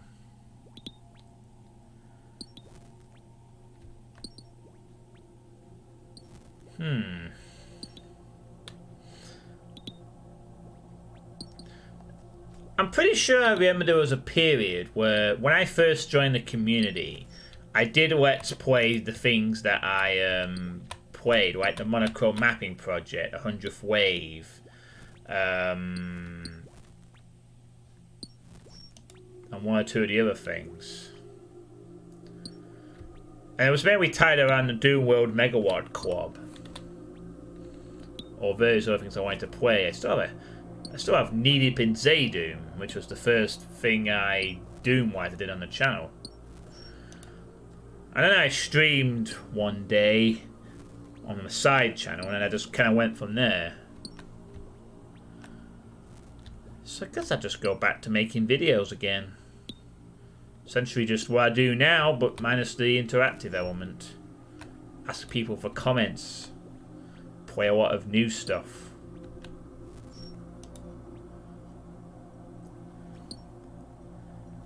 Now, where I'd be really fucked is possibly if both YouTube and streaming was unavailable to me. Like if I had to do nothing, like if I had no option to do that either. Then I suppose I would just have to post on Doomworld threads with like screenshots of... Hell, maybe I'd even go in PR boom and start making FDAs.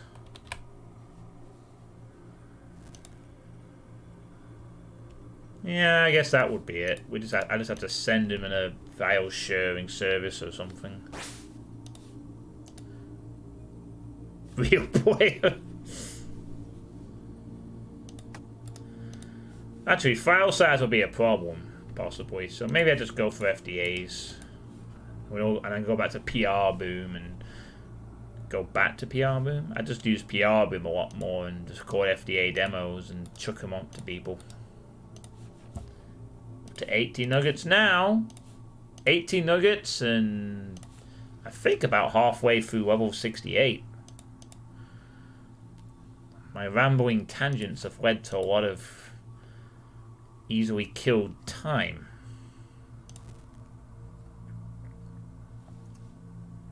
Yeah, could do that.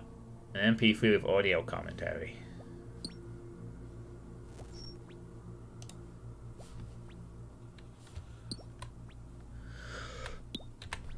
Yeah. Slowly regress back to the old days. Then we all have dial-up internet.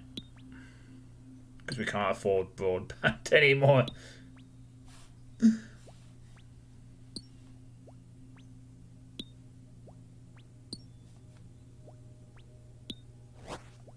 Hey, Ref Picho, lucky day! Yeah, it is a lucky day, you're right. I'm not going to bother with you. I know a mystery box is a thing, but... Oh, maybe I should have done that one, actually. Ah, whatever. Hello, Alper. How are your classes? You'll be unsurprised to learn that since you were last here, I haven't moved from this location. I mean, I've moved from my chair. I've walked around, but I've still been in the mine the whole time. You're on a lunch break right now. Oh, man. I would honestly like to suggest that if there's anything else you want to do with your lunch break, feel free. Because this is all I've been doing. Ranting about the dystopia that may or may not come to pass, and hitting rocks with a pointy stick. Or veins.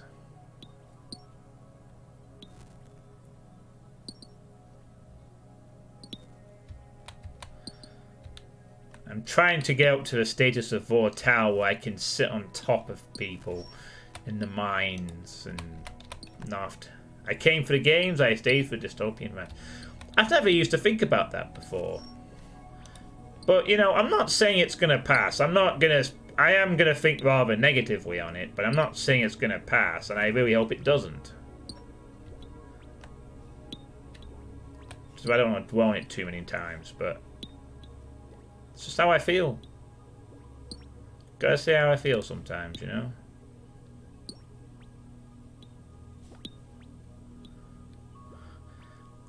I'll say one thing, though. This makes me very glad I don't do this for a fucking job. Because that kind of job security just went through the fucking uncertainty. There's probably about as much uncertainty in the job of being an internet creator as there is in the fucking businesses and over Brexit right now.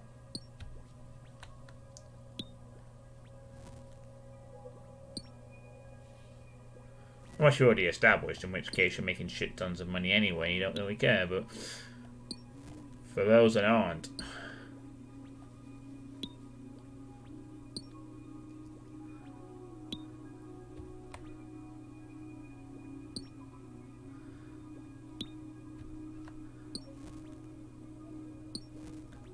Of all the days to choose, Halloween. I'm sure we're just being trolled by the EU for that.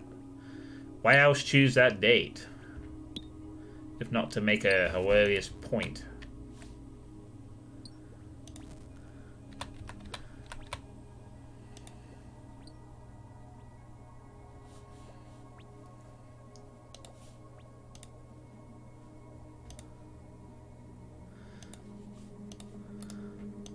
I'm just going to go back to my first theory about this whole Brexit deal, is that it's never going to happen, and that it's going to be reversed by a second referendum where the truth gets told.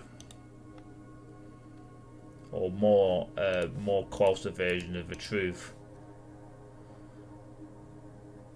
Because the EU has absolutely... Oh, I'm sure the EU has a plenty of sense of humour about all this. You see, this is what happens when you try to leave the great European Union. Your country is in disarray and chaos, you see.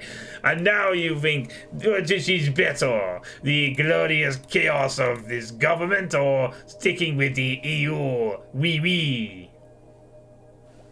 Something like that.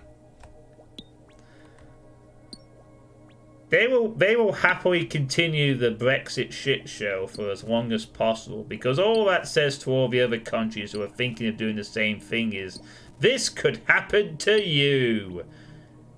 Are you sure you want to leave? The answer is probably fuck no. So, I think what's going to happen is there's probably going to be an election, something's going to change in government, and then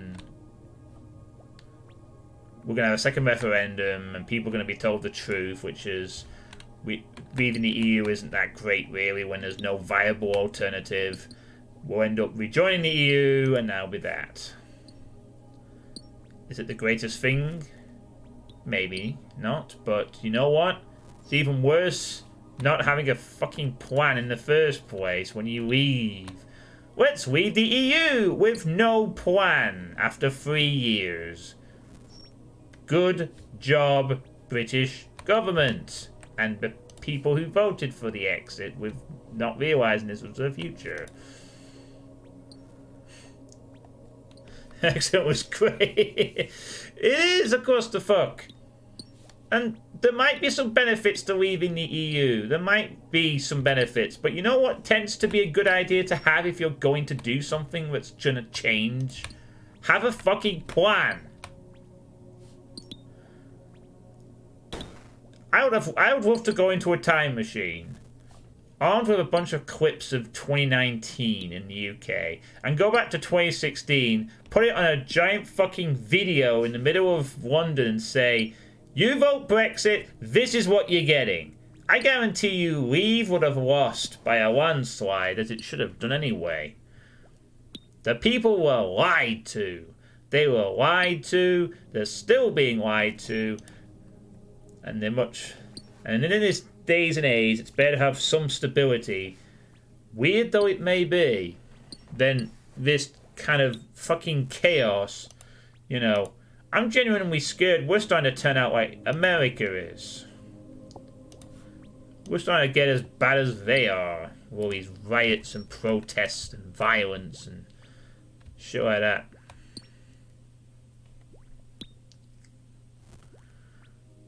And I want to visit London again at some point. Now I'm not so sure if I want to.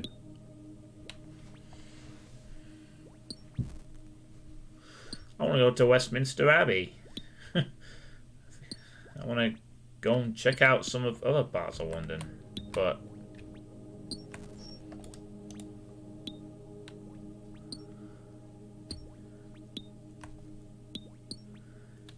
You're gonna have to change. No, I don't want to change it to politics. I mean, I have my opinion, but it's not a very well versed one.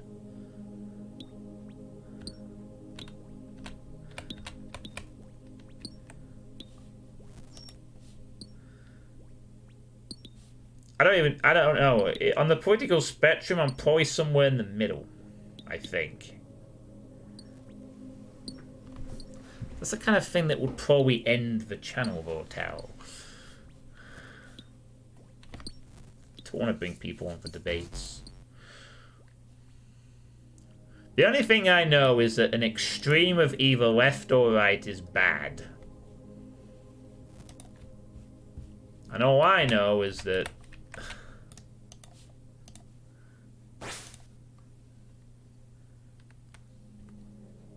yeah, but I'm not an edgelord.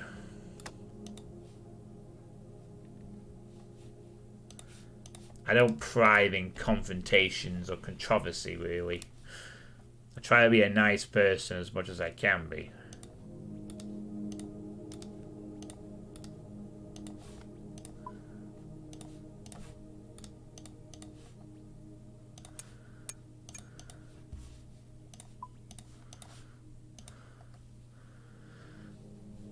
We didn't try hard enough then, did you, you Scottish wanker? You didn't try hard enough.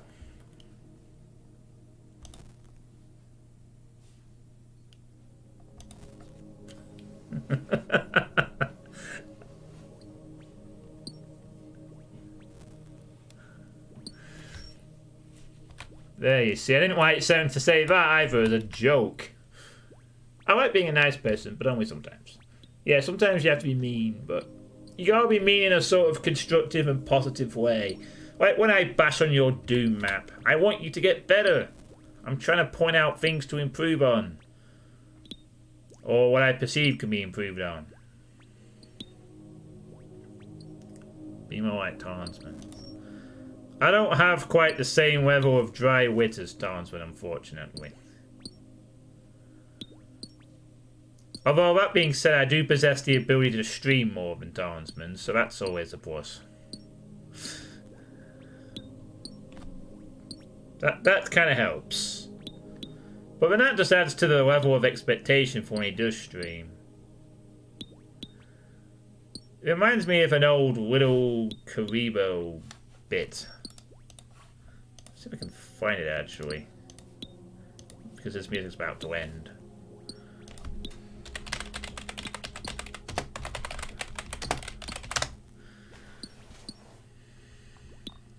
What is it? Oh, what is it? Jesus Christ. It's an old video, I know, but holy shit.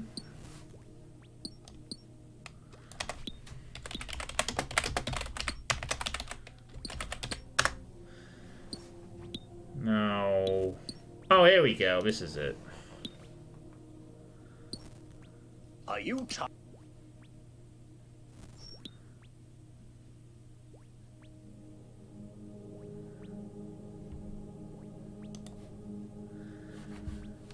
Ah, this is it, I think. I'll play after this music ends, as it is about to end.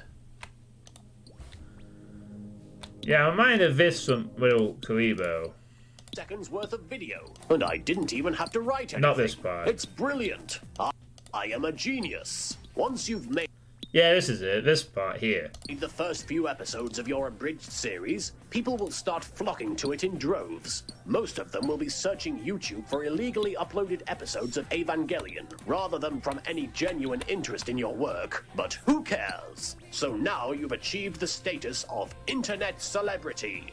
It's as meaningless as it sounds. But now that you're respected on the information superhighway, it's time to get lazy. Yes, one of the most important things to do when making an abridged series is to stop making it for several weeks. If you're really, really committed to it, you'll stop making it for at least 4 months. That way, people's expectations will reach unreasonable levels, and you'll never be able to fulfill them. One final word of advice. Yeah, pretty much that. build up your expectation levels.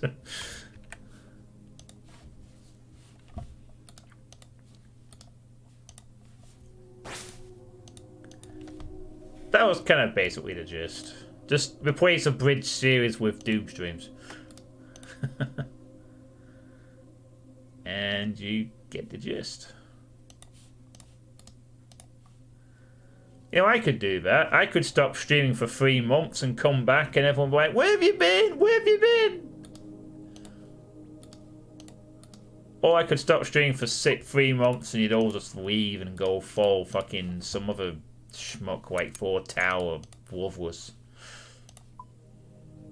Leaving me, and then they come back to nobody. It's like, who the fuck are you? Some fucking pleb streamer. Is there a 3rd episode to this? Oh no, there isn't actually. There's not a 3rd version of this. Could just play it again, but nah. Oh, that's the first one again. I've already played the first one. God damn it. Alright. What else do we have?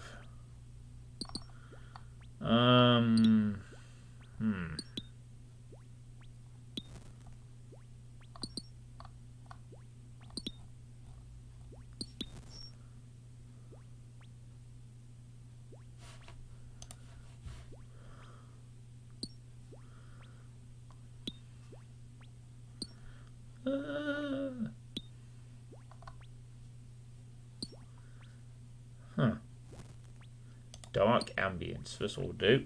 We'll go for this. Some dark ambience.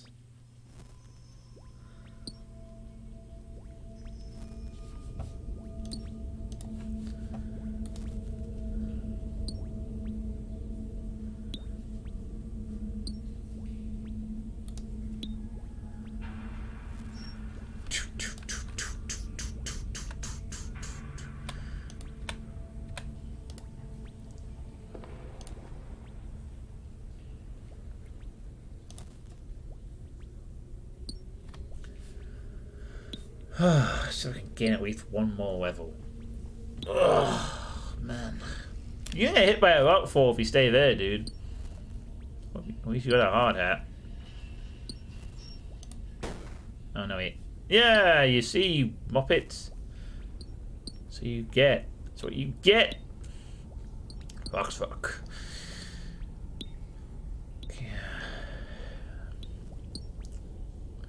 There are so many Doom streamers these days, though.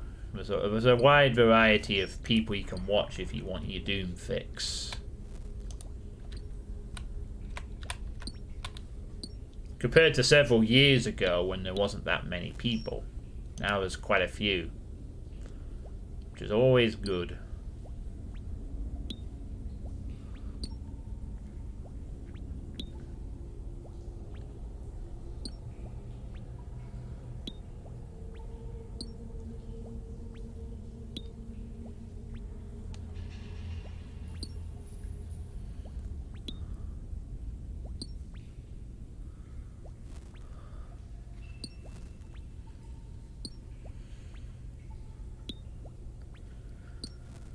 Speaking of which, I need to start assigning some VIPs. Let me see if I can... Can I... Oh no, I can't do it for me, can I? I don't think. I don't want to ban or purge him at all. Holy crap, right-clicking on a name sets a ban or purge thing. Oh god, that's scary. Nah! Don't want to ban people. Right-clicking bridge burner's names like a little graph that says ban, purge. You can purge, you can have 1 minute, 2 minute, 11 minutes, 4 hours, 1 day's ban. No, get that off. You believe in my dystopia, you promise. Yeah, time zone is important. But the fact that there's still... I don't want to right click on names ever again. It's too scary. I might just accidentally do it. I'm like, shit! I just banned someone. I didn't want to do that. Ah. It was rather amusing. Yeah, but I remember like 5 or 6 years ago when you wanted to watch a Doom stream, there was usually a few people you tended to go towards. You had BZ Plasma, Doom Space Marine, Tarnsman. And a lot of the people who stream now were only just starting off. I mean, Vortal, I guess, was also doing some streams back then. And I guess there was also myself. And King Dime. Or the occasional speedrunner who was investing into a Doom thing. But that was it. Now you've got a lot more choice. You have, like, Mr. Icarus, for instance. You have Draku. You have Lovwas, Navanos, Mr. Zool, Mr. Meaner. Even Insane Gazebo figging streams now. And Danny Bubinga. Well, he just seemed to have... It's only a brief foray into the old Doom streaming thing. Ah, sorry, sounds like everyone. Well, not that. I meant the other thing. Sorry.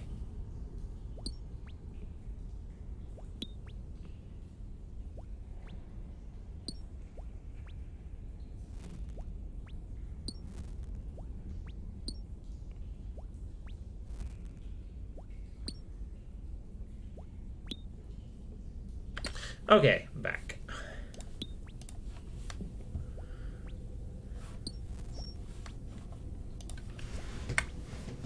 Ugh.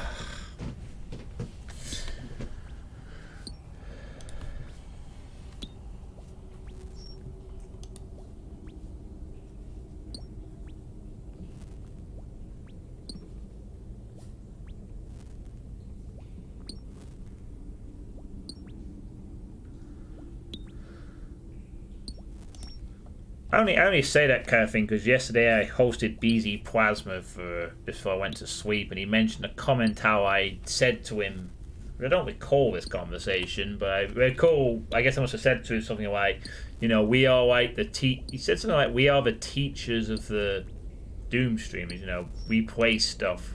If we ain't going to be here, who else is going to do it? I guess I must have said that to him at some point.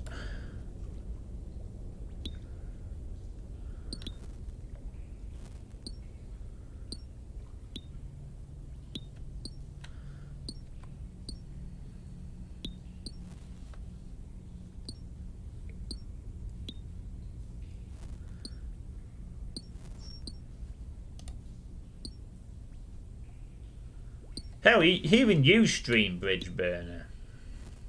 And you wanted around several years ago to even stream. There's so much incentive to be a Doom streamer, you know, there's a little community around each, especially if you're a mapper or a prominently good player. You saw it about 6 months ago. And look at you now. Even Major Arlene is streaming, and I don't think she streamed when she started out. I'm sure she was more known as a YouTube person before she was a streamer, if I recall correctly on that front. Then I used to follow a YouTube channel. Australia only recently got the concept of internet. You have killed for less. Oh God. You have killed for less, huh? New Zealand got it slightly after.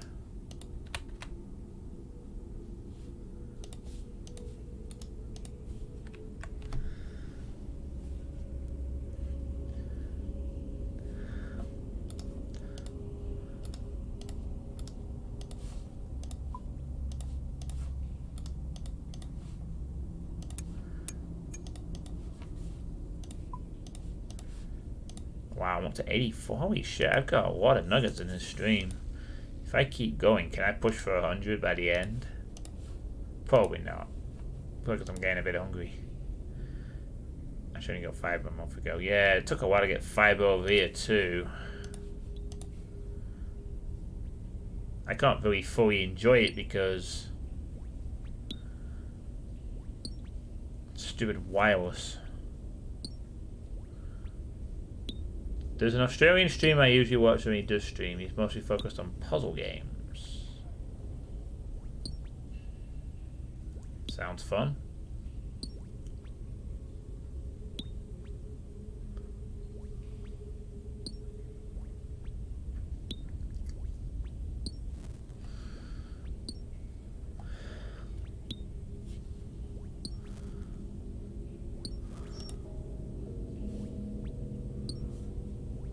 This is more of a dark ambience as opposed to the calm ambience of the previous 2-hour-long tracks I've been playing. Also focus on Puyo Puyo specifically, but yeah. Hence why you linked me that Puyo Puyo music when the last time I allowed music requests. Oh right, I normally allow music requests, don't I? Yeah, not this time. I just prefer ambience this time. I know I normally do allow music requests and stuff, but I just fancy the ambient music today.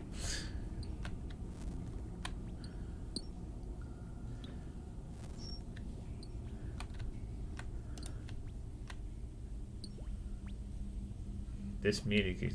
Oh, you had a good track this time. No, you did not. You only mentioned it as soon as I mentioned you weren't able to request tracks. Well, I'll tell you what, if I still happen to be streaming after this track ambience ends, maybe I'll accommodate it. I have tracks.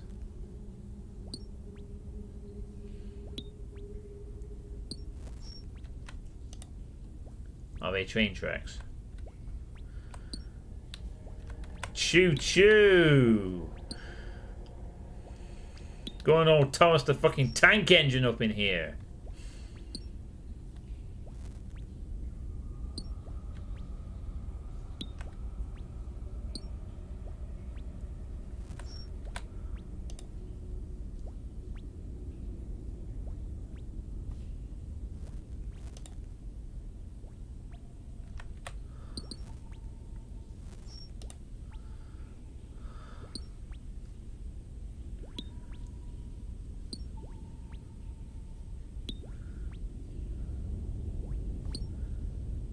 Ooh, it's dark and cavey.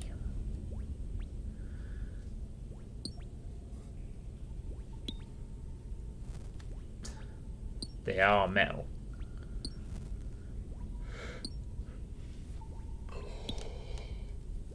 Come on.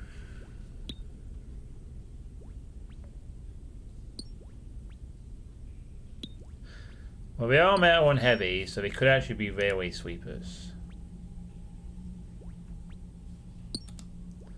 Oh god, this person's also they got the full mining gear, I think. Holy shit. Look at this organized person.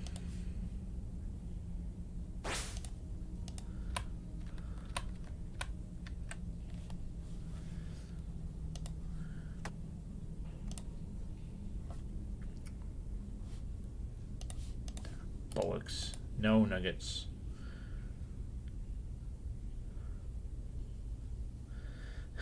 Hell, if I gain this good of enough nuggets on I might even, by the time I hit 72, I might even have enough nuggets for the whole mining gear, which I think is another 100. I think it's something like 25 for parts of a set.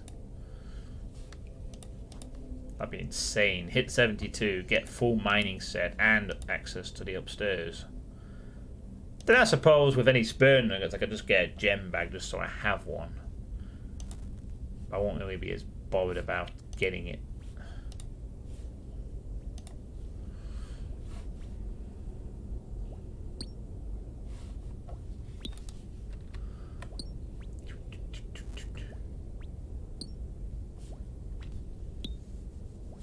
Let's try to hit another mining level. Pushing on towards... Class starts about 15 minutes, so I'll leave the stream now and get some fresh air. Oh, that's a good idea. Well, I'm glad you've enjoyed your lunch break watching me mine and talk about various things. Enjoy the rest of your class.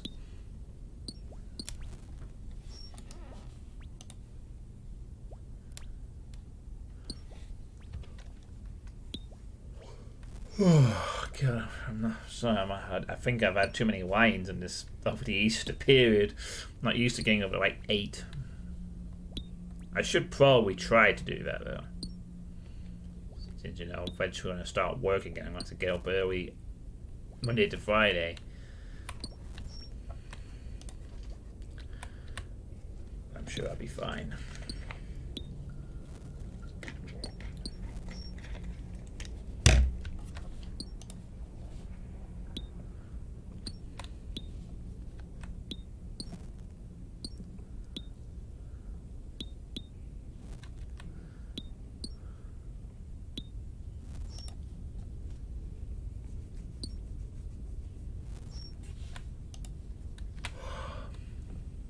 Too many wines. No, lions. Not wines. I don't really drink that much. I don't really drink wine. I've had the odd sip. Sippy sip sip, but that's it.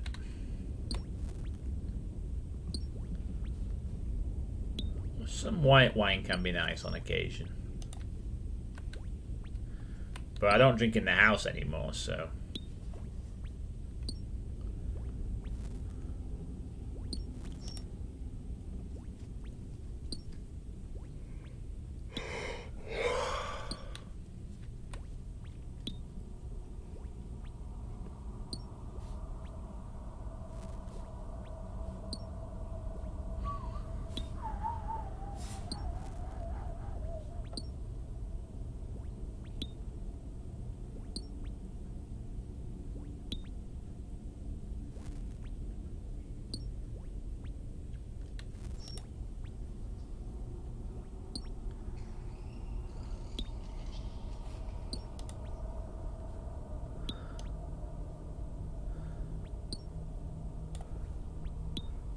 "73 quest points."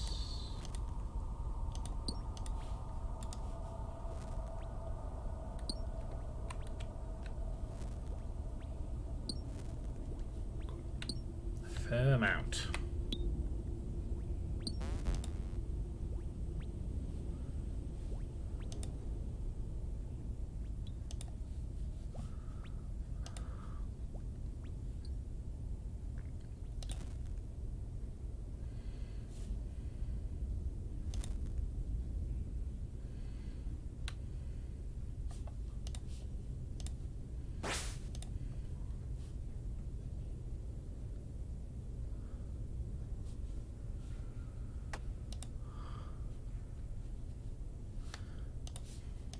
Nice, 2 more.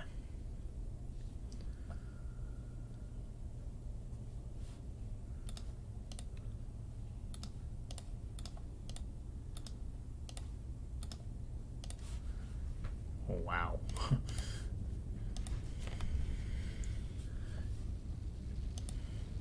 We could potentially have up to over 2,000 coal by the time I've hit 72.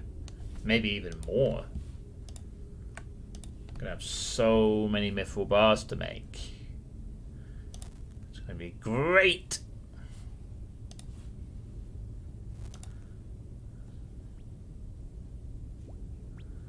It's gonna be so good.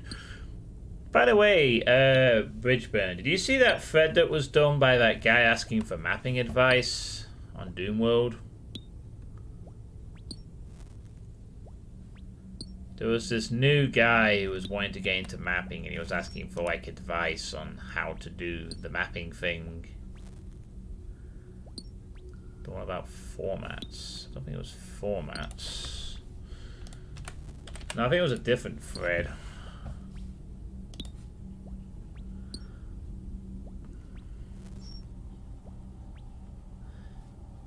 Oh, it wasn't the what engine should I target.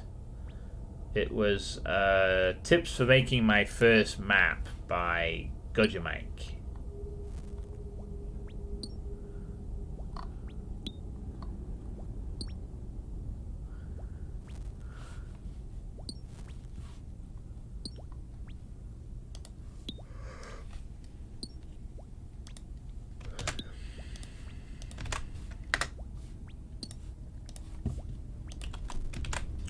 I sort of just gave a few pointers to him.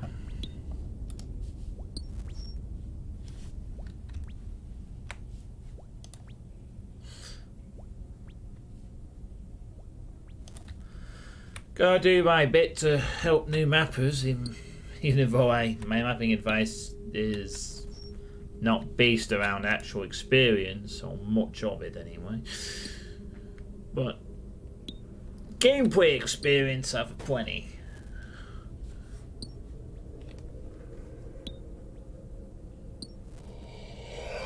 Plus, it might not stay that way for long. I've said I had a map idea in mind I wanted to try and flesh out. And I may still execute it. Yes, I would encourage any new mapper to join up for a Joy of Mapping session. I mean, or something similar to it.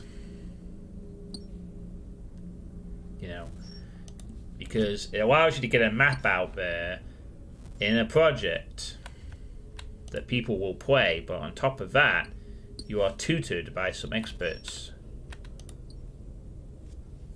You're going ahead with the UDMF community project. Oh, sweet. A UDMF community project. The new Z-Pack. The UDMF pack. And your first week's map was in Jump 6. Oh, man. A UDMF community project. Aside from elementalism. Oh, it doesn't really count, actually.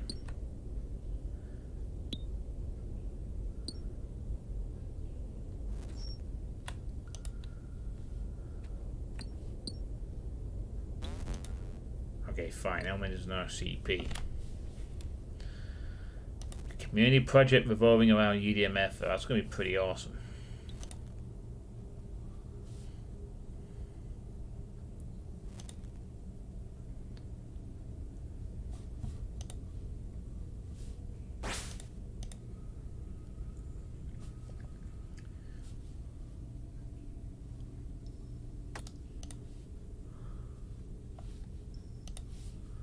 Oh, 3 nuggets at once.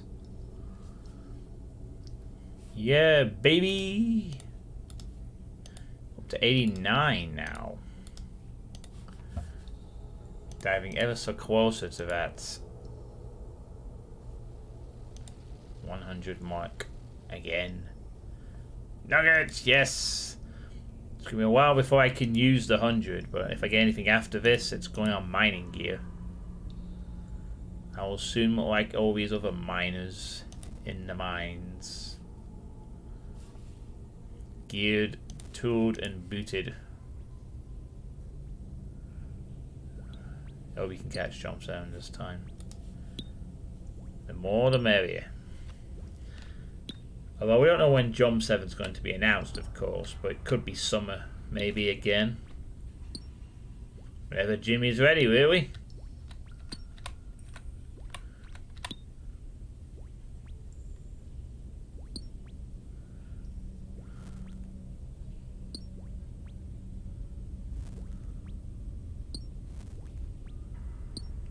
Yeah, I'm sure it'll be around summertime, probably. When the most amount of people are likely to be free.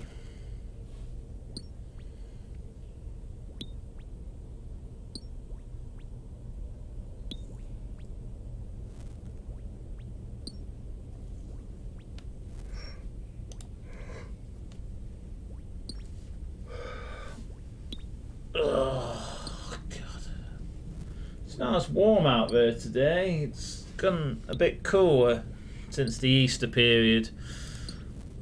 Kind of a shame. I was hoping for a nice jaunt around later this afternoon, but it seems I'll have to settle for a bit of a cooler wind. No, none of their minds. It's just cooler wind and not rain.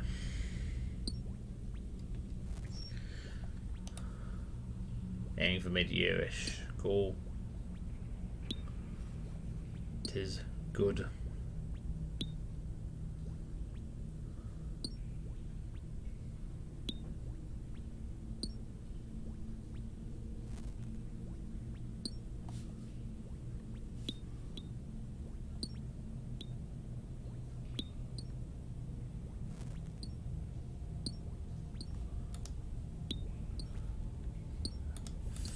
Fortescue.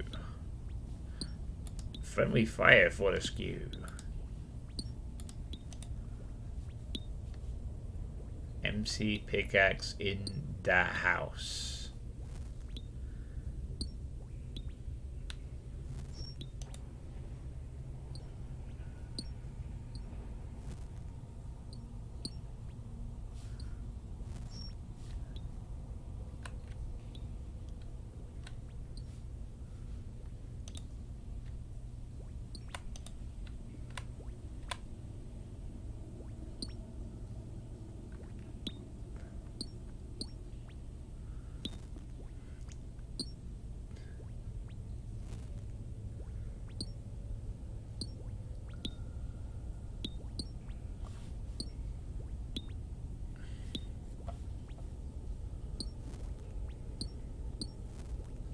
One more. One more, come on. Yeah! Guess 1050 can get mine in peace for a few moments. I clean this up. Oh shit. Oh no, we need to fix the bloody machine again.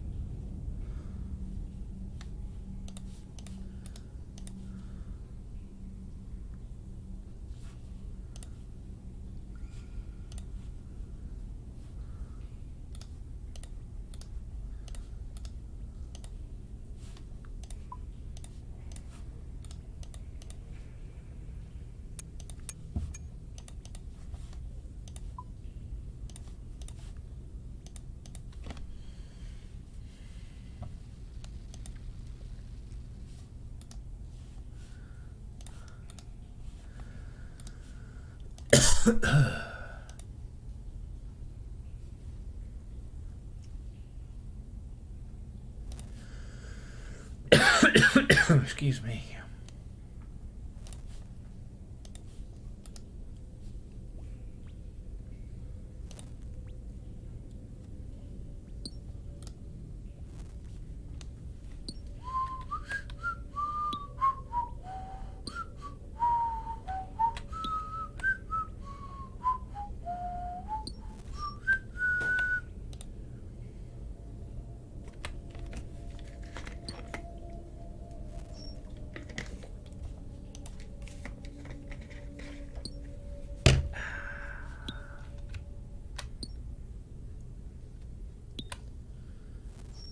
Smashing.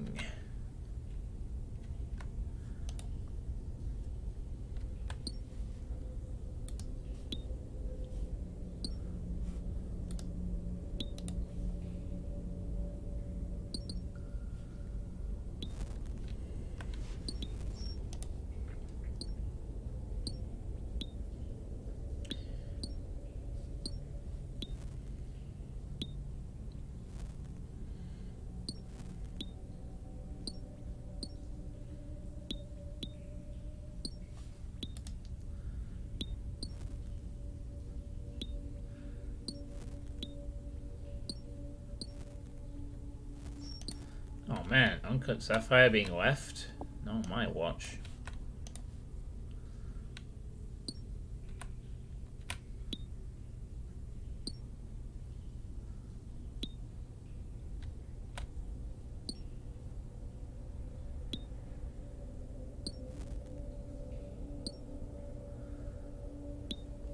Zoning out. Got all silent. Almost.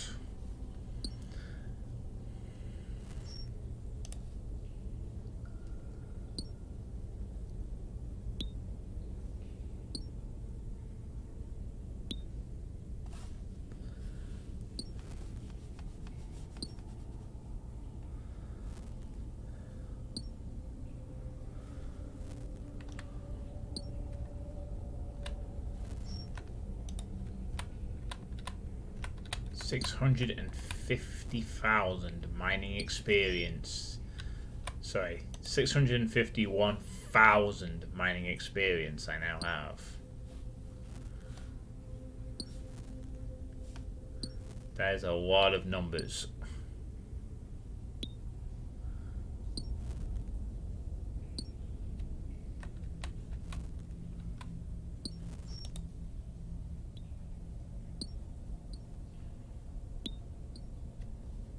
Hell of a lot of numbers. Those sure are some digits. Dabbling digits. Indeed.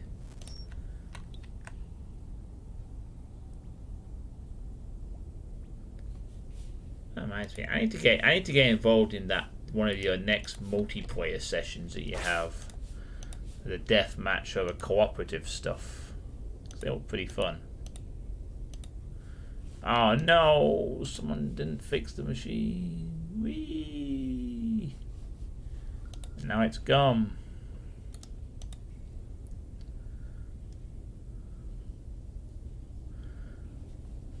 Oh no worries. I'll do all the fixing. Yeah, I do have a Discord.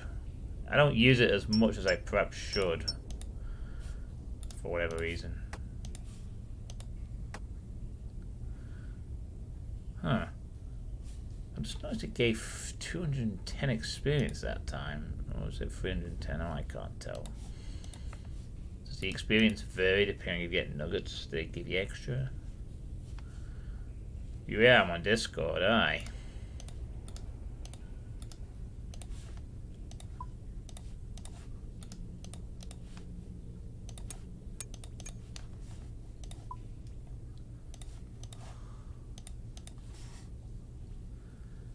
DM me your Discord ID.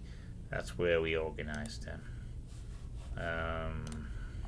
Okay, give me a second. Oops, you can't see the game anymore. Oh no. Everything's gone dark. Don't be scared. Let's see. How do I put this? Oh fuck. Disable. Oh, that's it. It's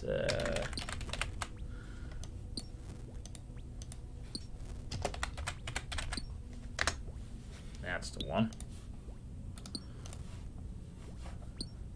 Okay, there we go.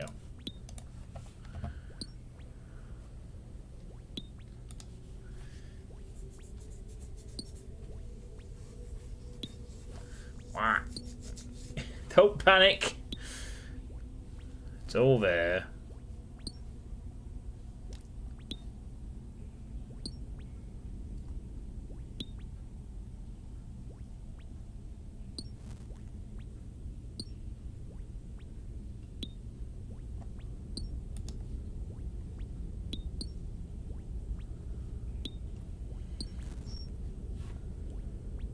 You found me. Oh no. Now you know all my secrets.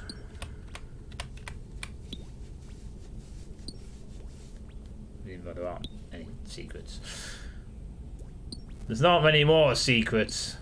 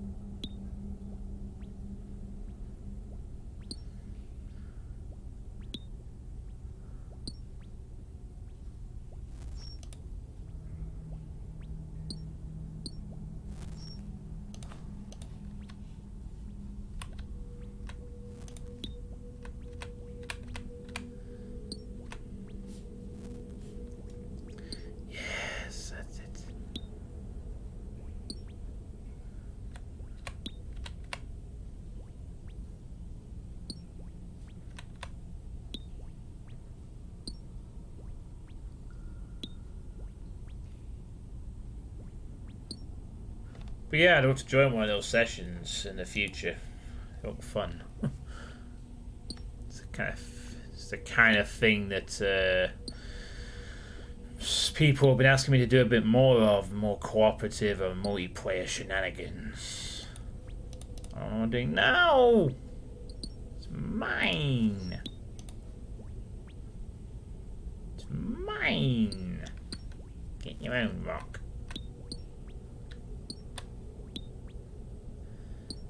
You keep missing the multiplayer sessions. I saw the death matches that Dragonfly was doing the other week. They were pretty happy too. Sorry for yawning again. Ugh, man.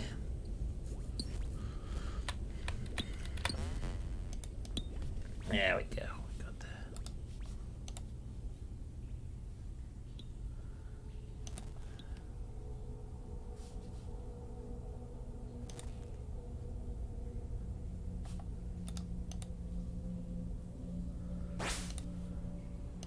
Never fear. Suitepee is here. I'll fix your damn wheel.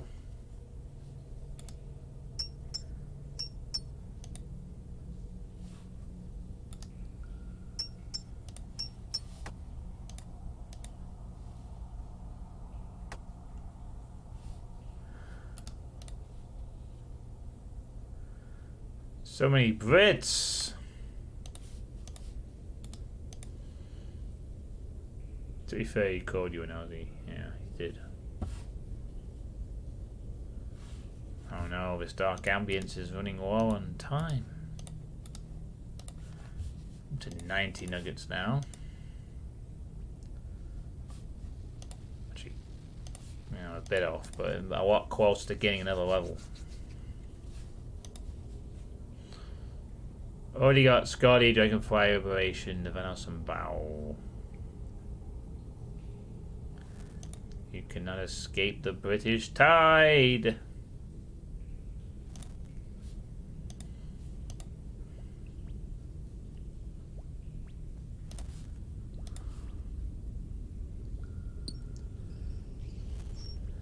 Yeah, but we want to pretend it isn't.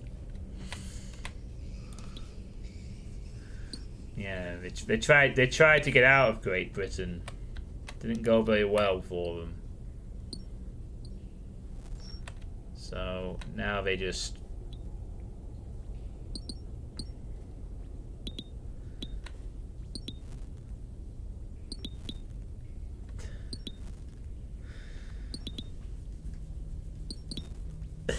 dirty deep frying pizza. It's Mars bars, wasn't it? Not pizza.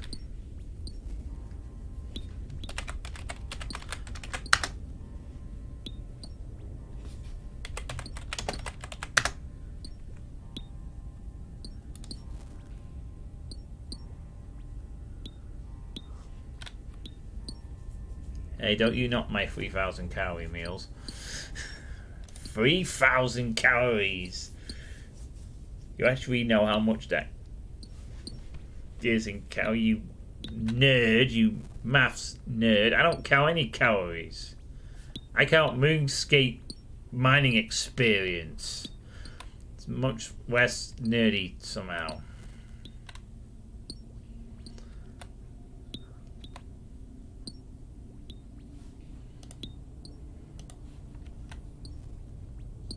No, I mean, I imagine a deep fried pizza is far too many calories for human consumption. I could imagine it being a thing that gets made, though. How many calories would it contain? An uncut ruby. You could order a half or a whole pizza.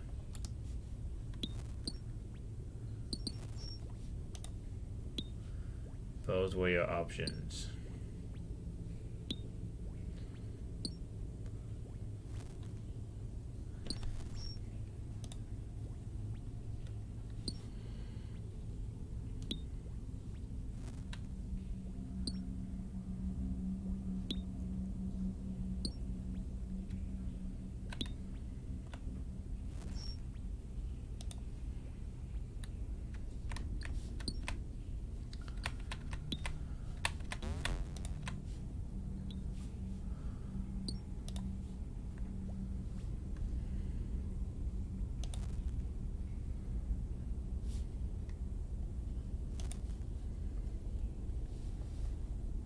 Suitepees will fatten the nation.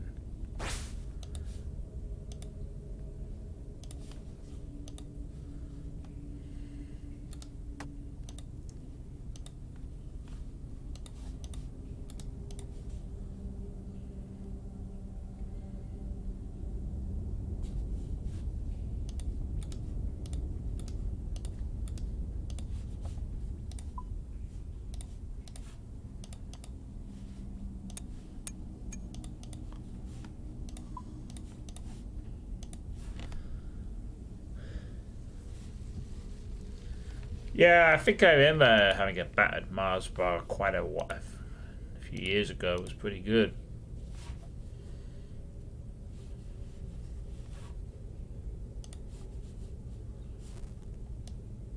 I got 5 more minutes of this dark ambience, and then need to change the another dropped emerald gem. Okay, I'm gonna pick that up.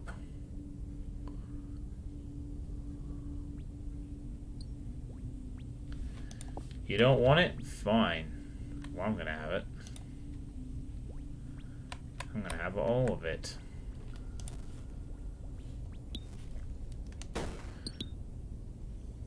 Health and safety training will turn up the process of battering anything you can eat, though. Oh, okay. Does that extend to cannibals as well when they batter the?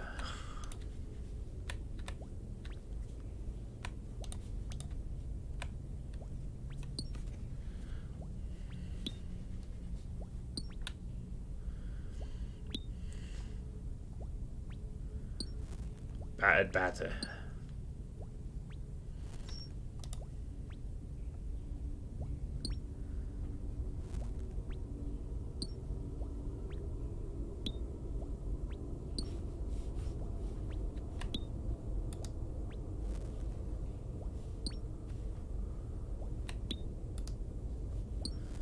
Level 3 in the mine.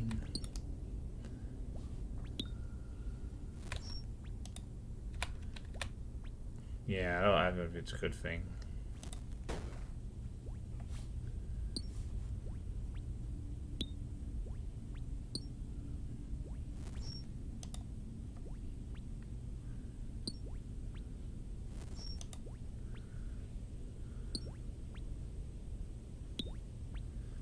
Those toxins the Scots have within them.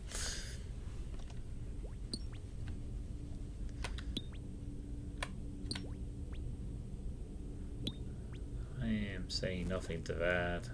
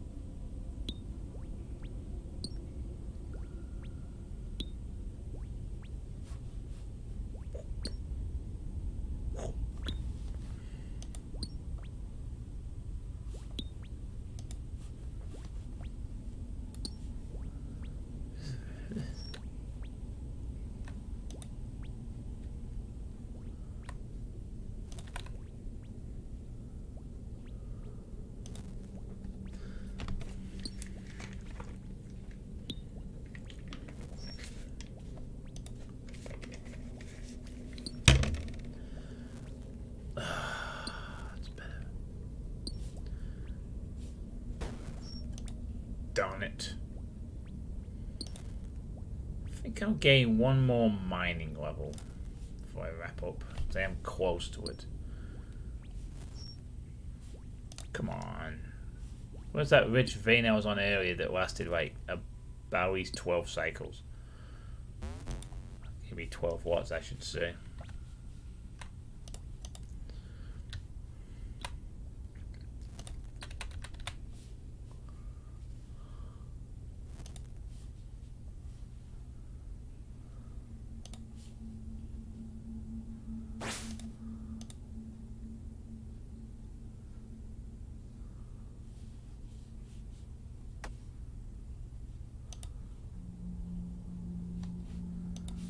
Ooh, number 2.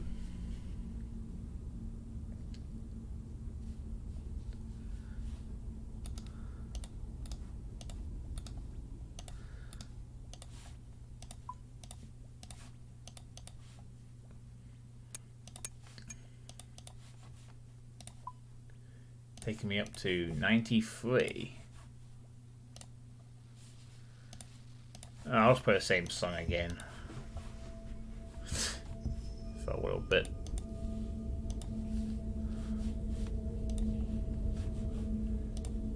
No, actually I won't. I'll play something else. What do we have? Elder Scrolls. Oh, here we are. Elder Scrolls Skyrim Explore Tracks.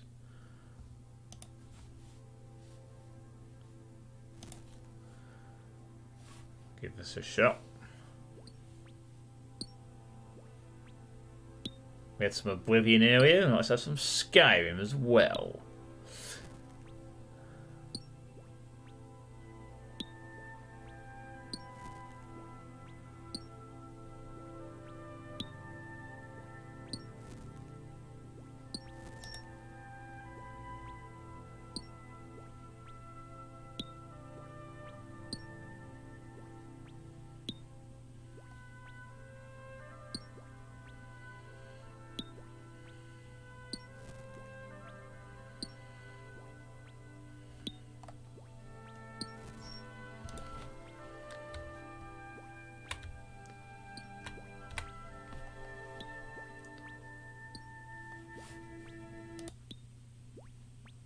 Oh, but scratching sounds coming from the game.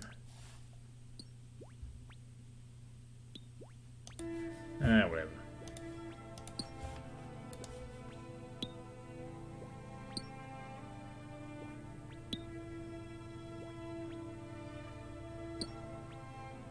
Must just be a dripping of the cave.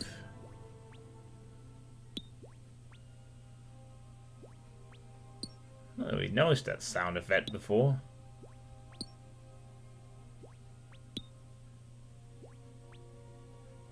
Oh well.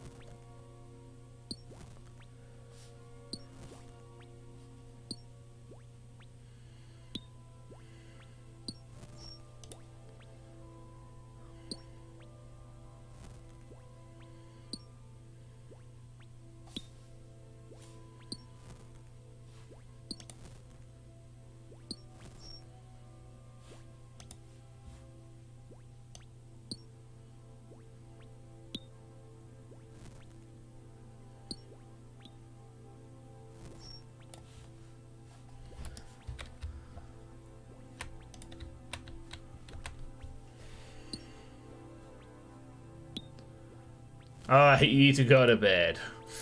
Alright then, Bridge Burner, thank you for tuning in and talking about stuff, and I'll see you later. Have a nice sleep. See you next time. Yep. I'll probably be streaming around this time tomorrow, I think.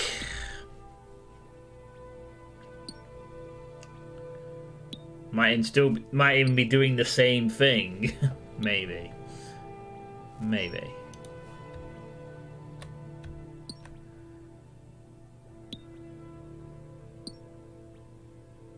Was good. I'm glad you enjoyed it.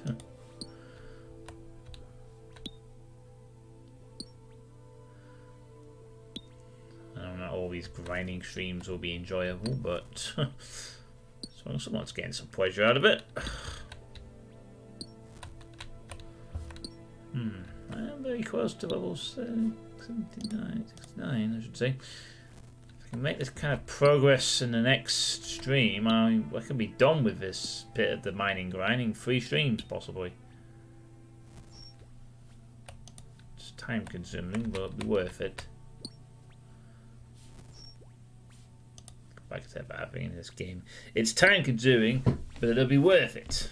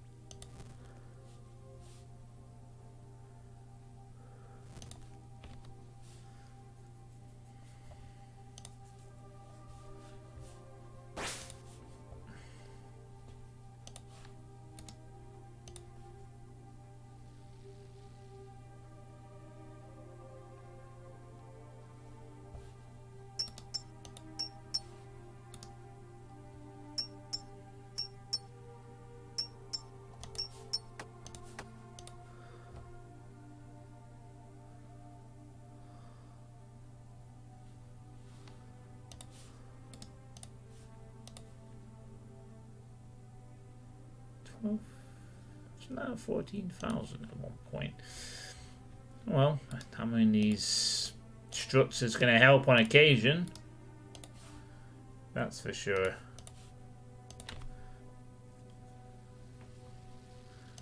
In fact, if I check my ratio, I think I have a bit more coal now than I do actually have mithril.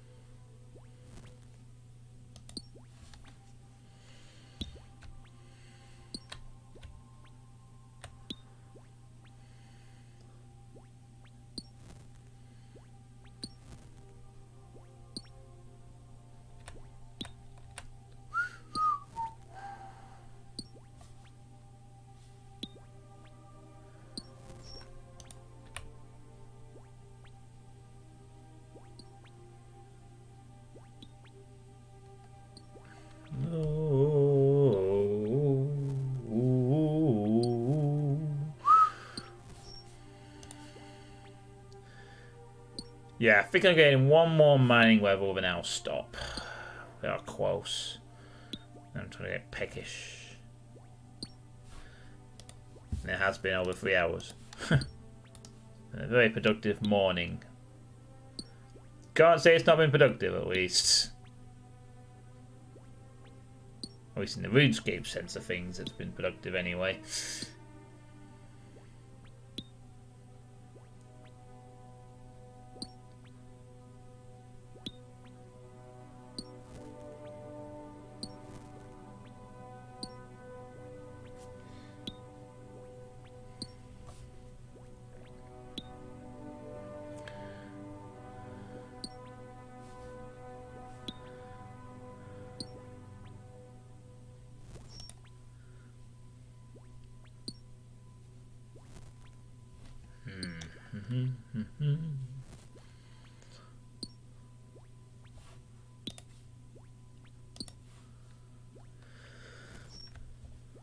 Looks like at the moment it's just you and me, Vortel. And for any workers watching who aren't saying much.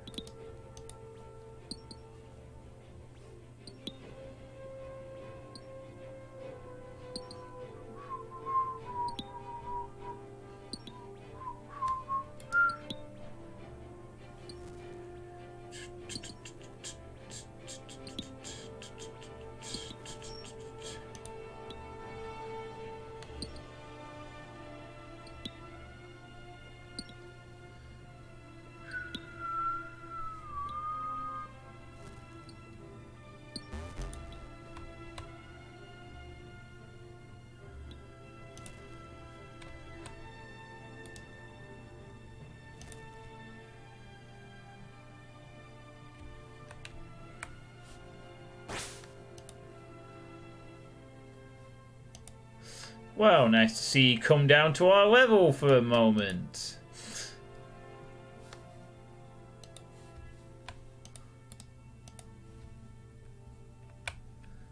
Maybe it was just a moment.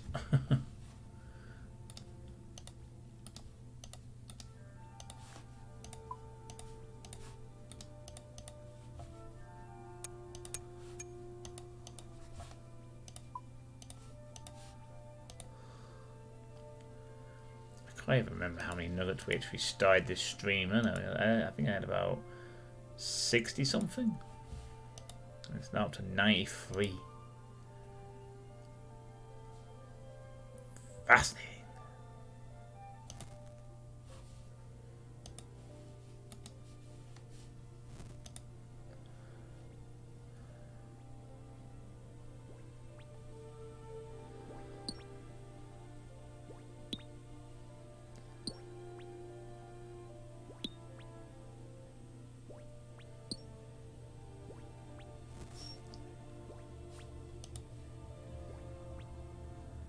$6.3k experience to go.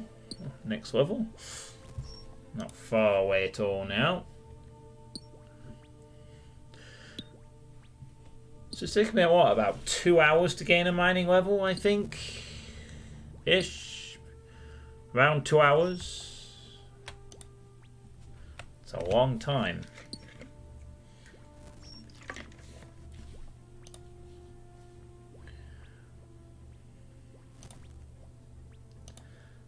Bloody thing out the way.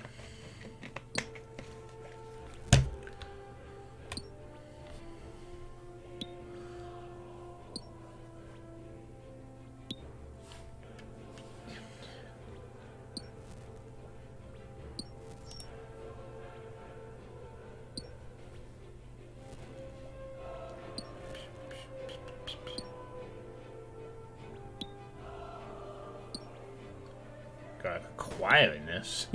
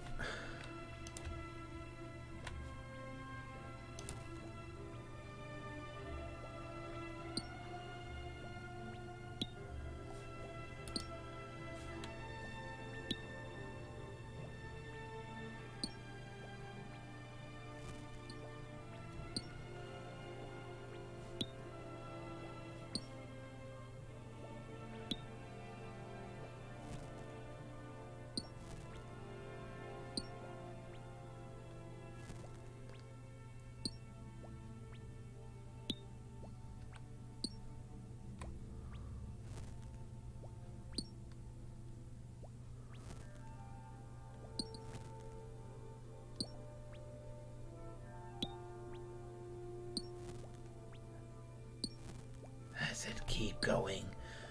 Keep going, Vane. You're doing great.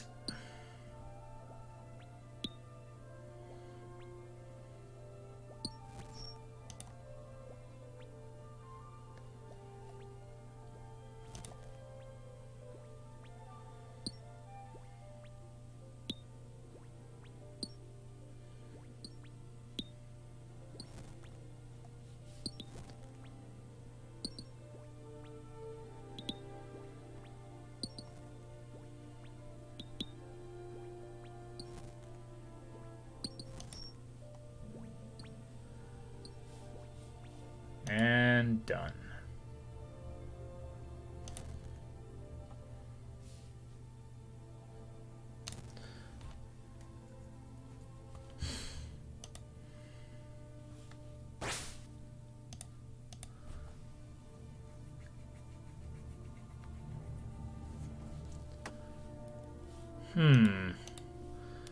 The experience of it being this cleaned through this thing does seem to vary a bit. I thought it might be correlated to had the amount of nuggets you gain it, perhaps, but it doesn't seem to be the case. 95 nuggets, almost 100. Oh, it's based on what ores it cleaned up. Oh, right, I see. So, the more rarity or the more XP. Yeah, I see. So it does have my boy. Okay.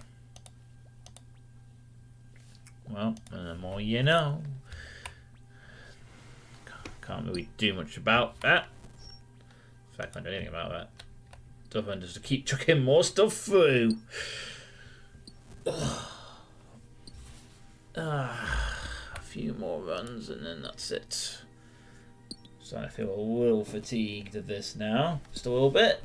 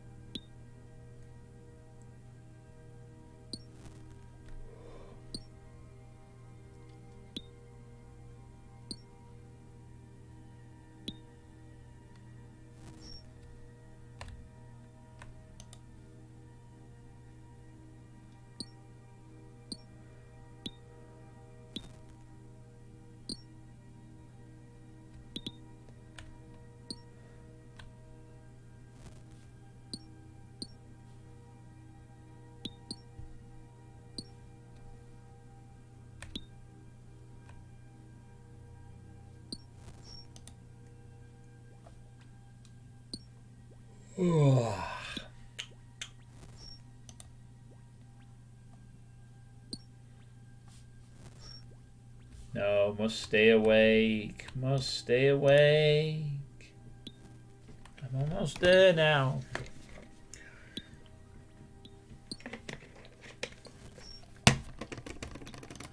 Just gotta stay awake a little longer.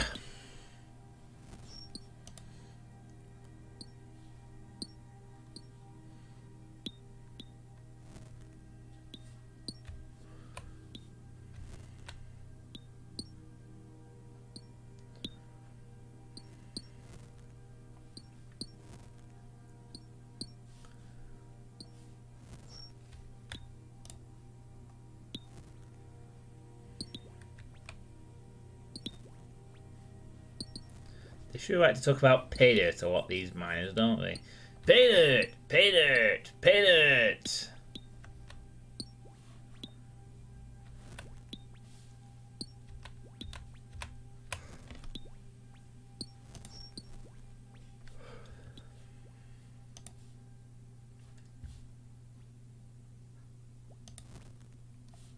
Damn it. Get out of the way.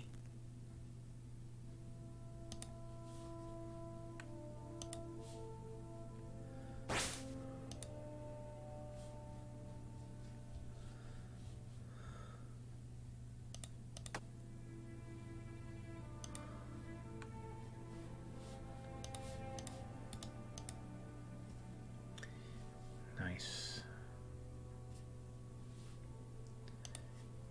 96.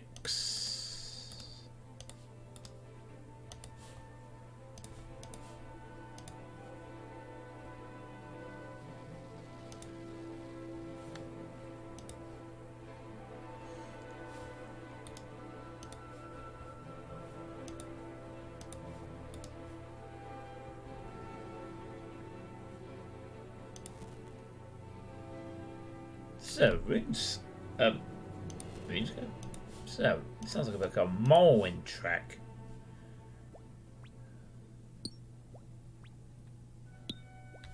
Wait, a slightly different version of it.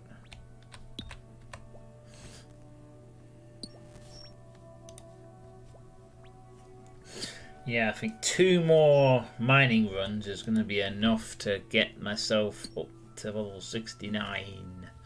The sexual position. Sexual mining.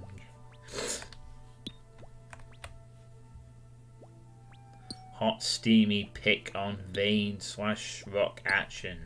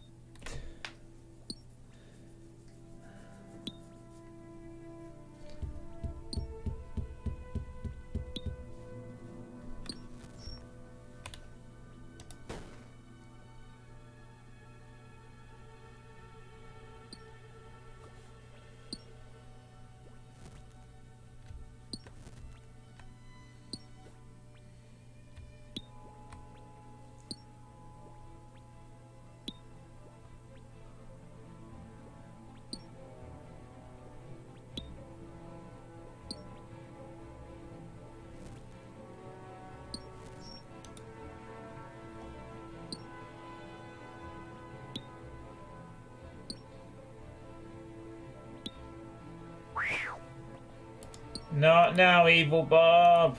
I'm a busy miner.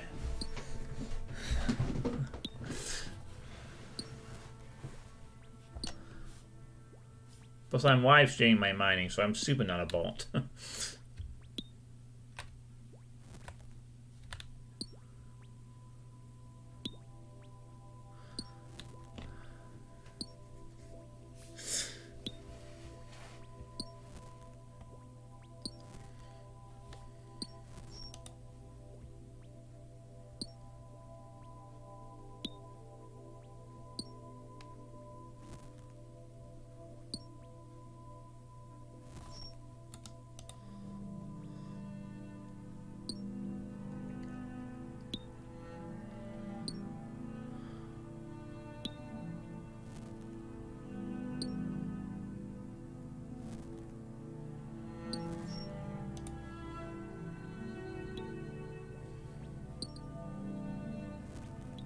Come on.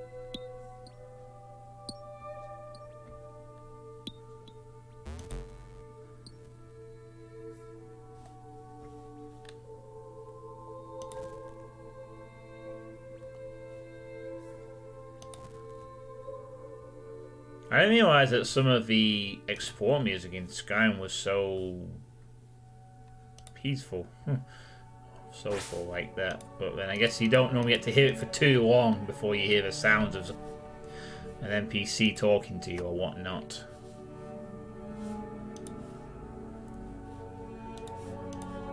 Or a dragon, in Skyrim's case, coming in.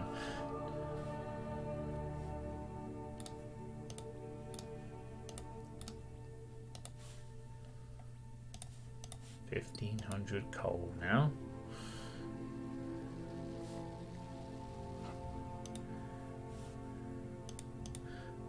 Well, this is to be the last mining run of the stream. Then we're gonna get some dinner.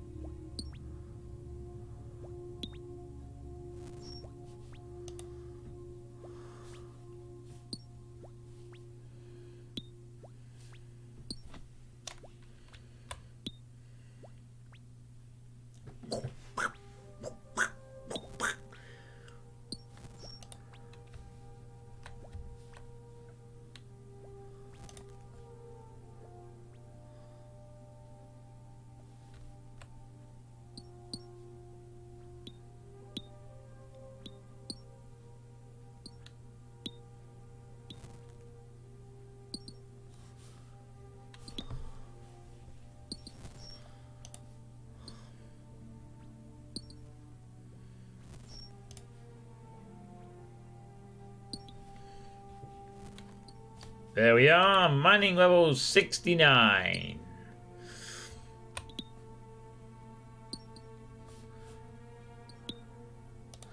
Now it's only another nearly 70,000 experience to the next level. So I've gained 2 mining levels in this stream. And that's pretty much, aside from the resource gathering, that's all that has been achieved. Apart from the odd bit of crafting and smithing XP here and there. 2 mining levels, but hey, that's something, right? 2 mining levels. Into the 70.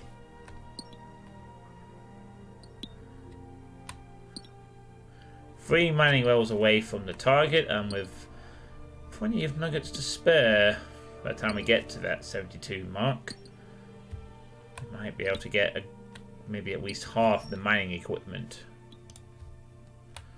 alongside the access.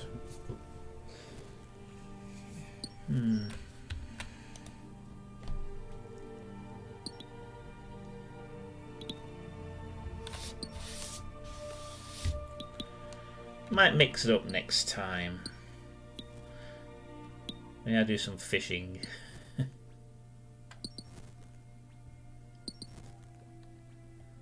problem with that is I need to find a good fishing area. Well, at least as a member I have more options. But I need to find somewhere that has lobsters and has a bank and a cooking range nearby. I'll just scout a good location for lobster fishing. I can start catching some swordfish, stockpiling those instead.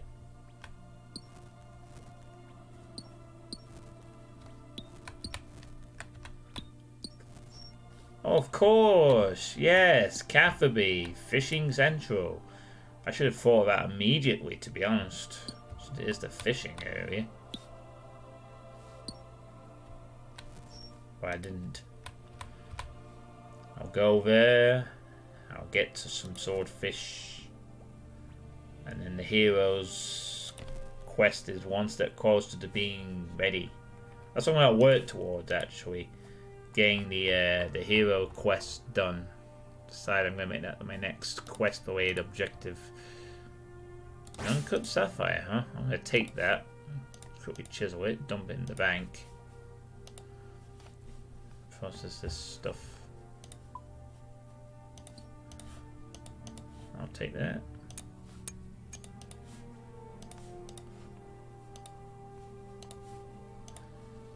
I guess we'll now have to hammer this up. Oh, I'm gonna get a boot. Oh, you are. Wait, what's that box? Oh no! I won't want you to get your nails dirty, Vortal. I'll fix it up. Wait, you can get a hammer from that one too. I can go into the same crate for the bloody hammers.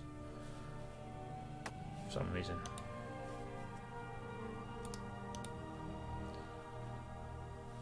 Oh, nice. One more nugget to wrap up. Awesome.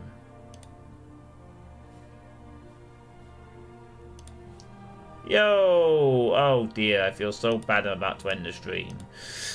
No. Hey, Maokai. Actually, no, we don't have to end the stream just now. We could actually head over to Catherby.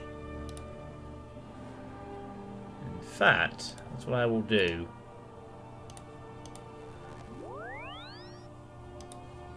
Okay, music. Right. Okay, scan music off. We don't need you anymore. We're not in the mine. How you doing, Maokai? But let us head to Catherby all the same.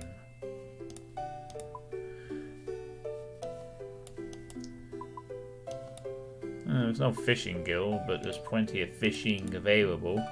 How you doing? I've just finished a bunch of mining. Taking my level to 69.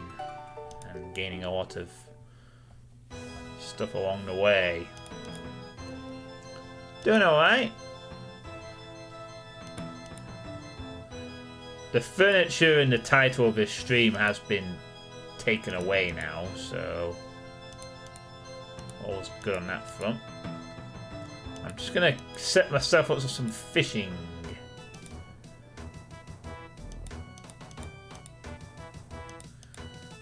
This next time, I think I'll mix up the grinding a bit by doing some fishing.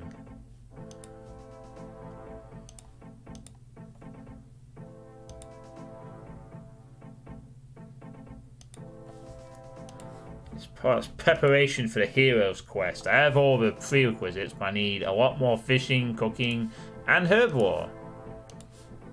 So I'm gonna get those skills trained.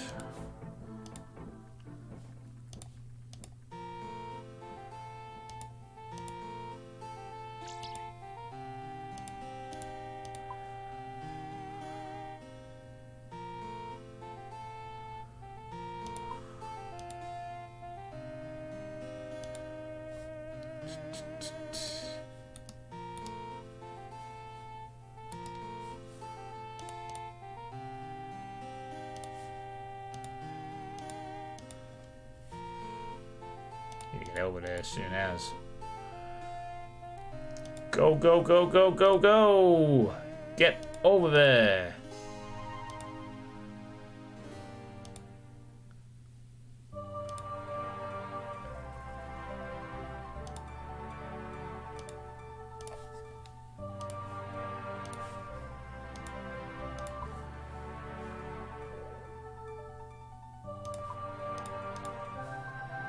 Huh. Flax. A plant cultivated for fibers.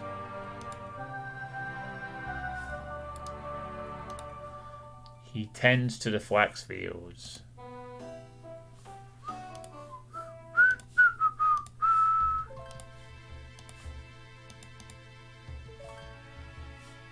Come on, you can do it. Get your ass moving.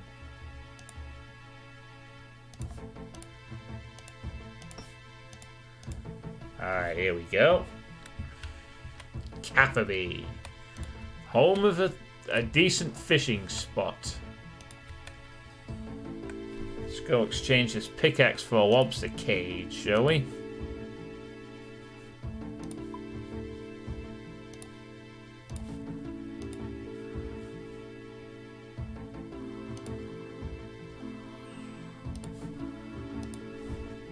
Oh yeah, there's a cooking range in there, isn't there? Oh wow, burnt swordfish and burnt fish everywhere. Ah, perfect! Here we are. Cage, big net, harpoon. Alright, well I guess we'll be doing this next time. So, that's gonna be the end of this stream. I've gained 2 mining levels. And are very close to getting the 100 nuggets needed to unlock the upstairs in the Motherlode Mine in combination with World 72 mining. Next time around, I am going to work on some fishing and cooking. And maybe a little herbal as well, we'll see. Anyway, thanks for watching. See you all next time. Look at that wolf in the background there, so well placed.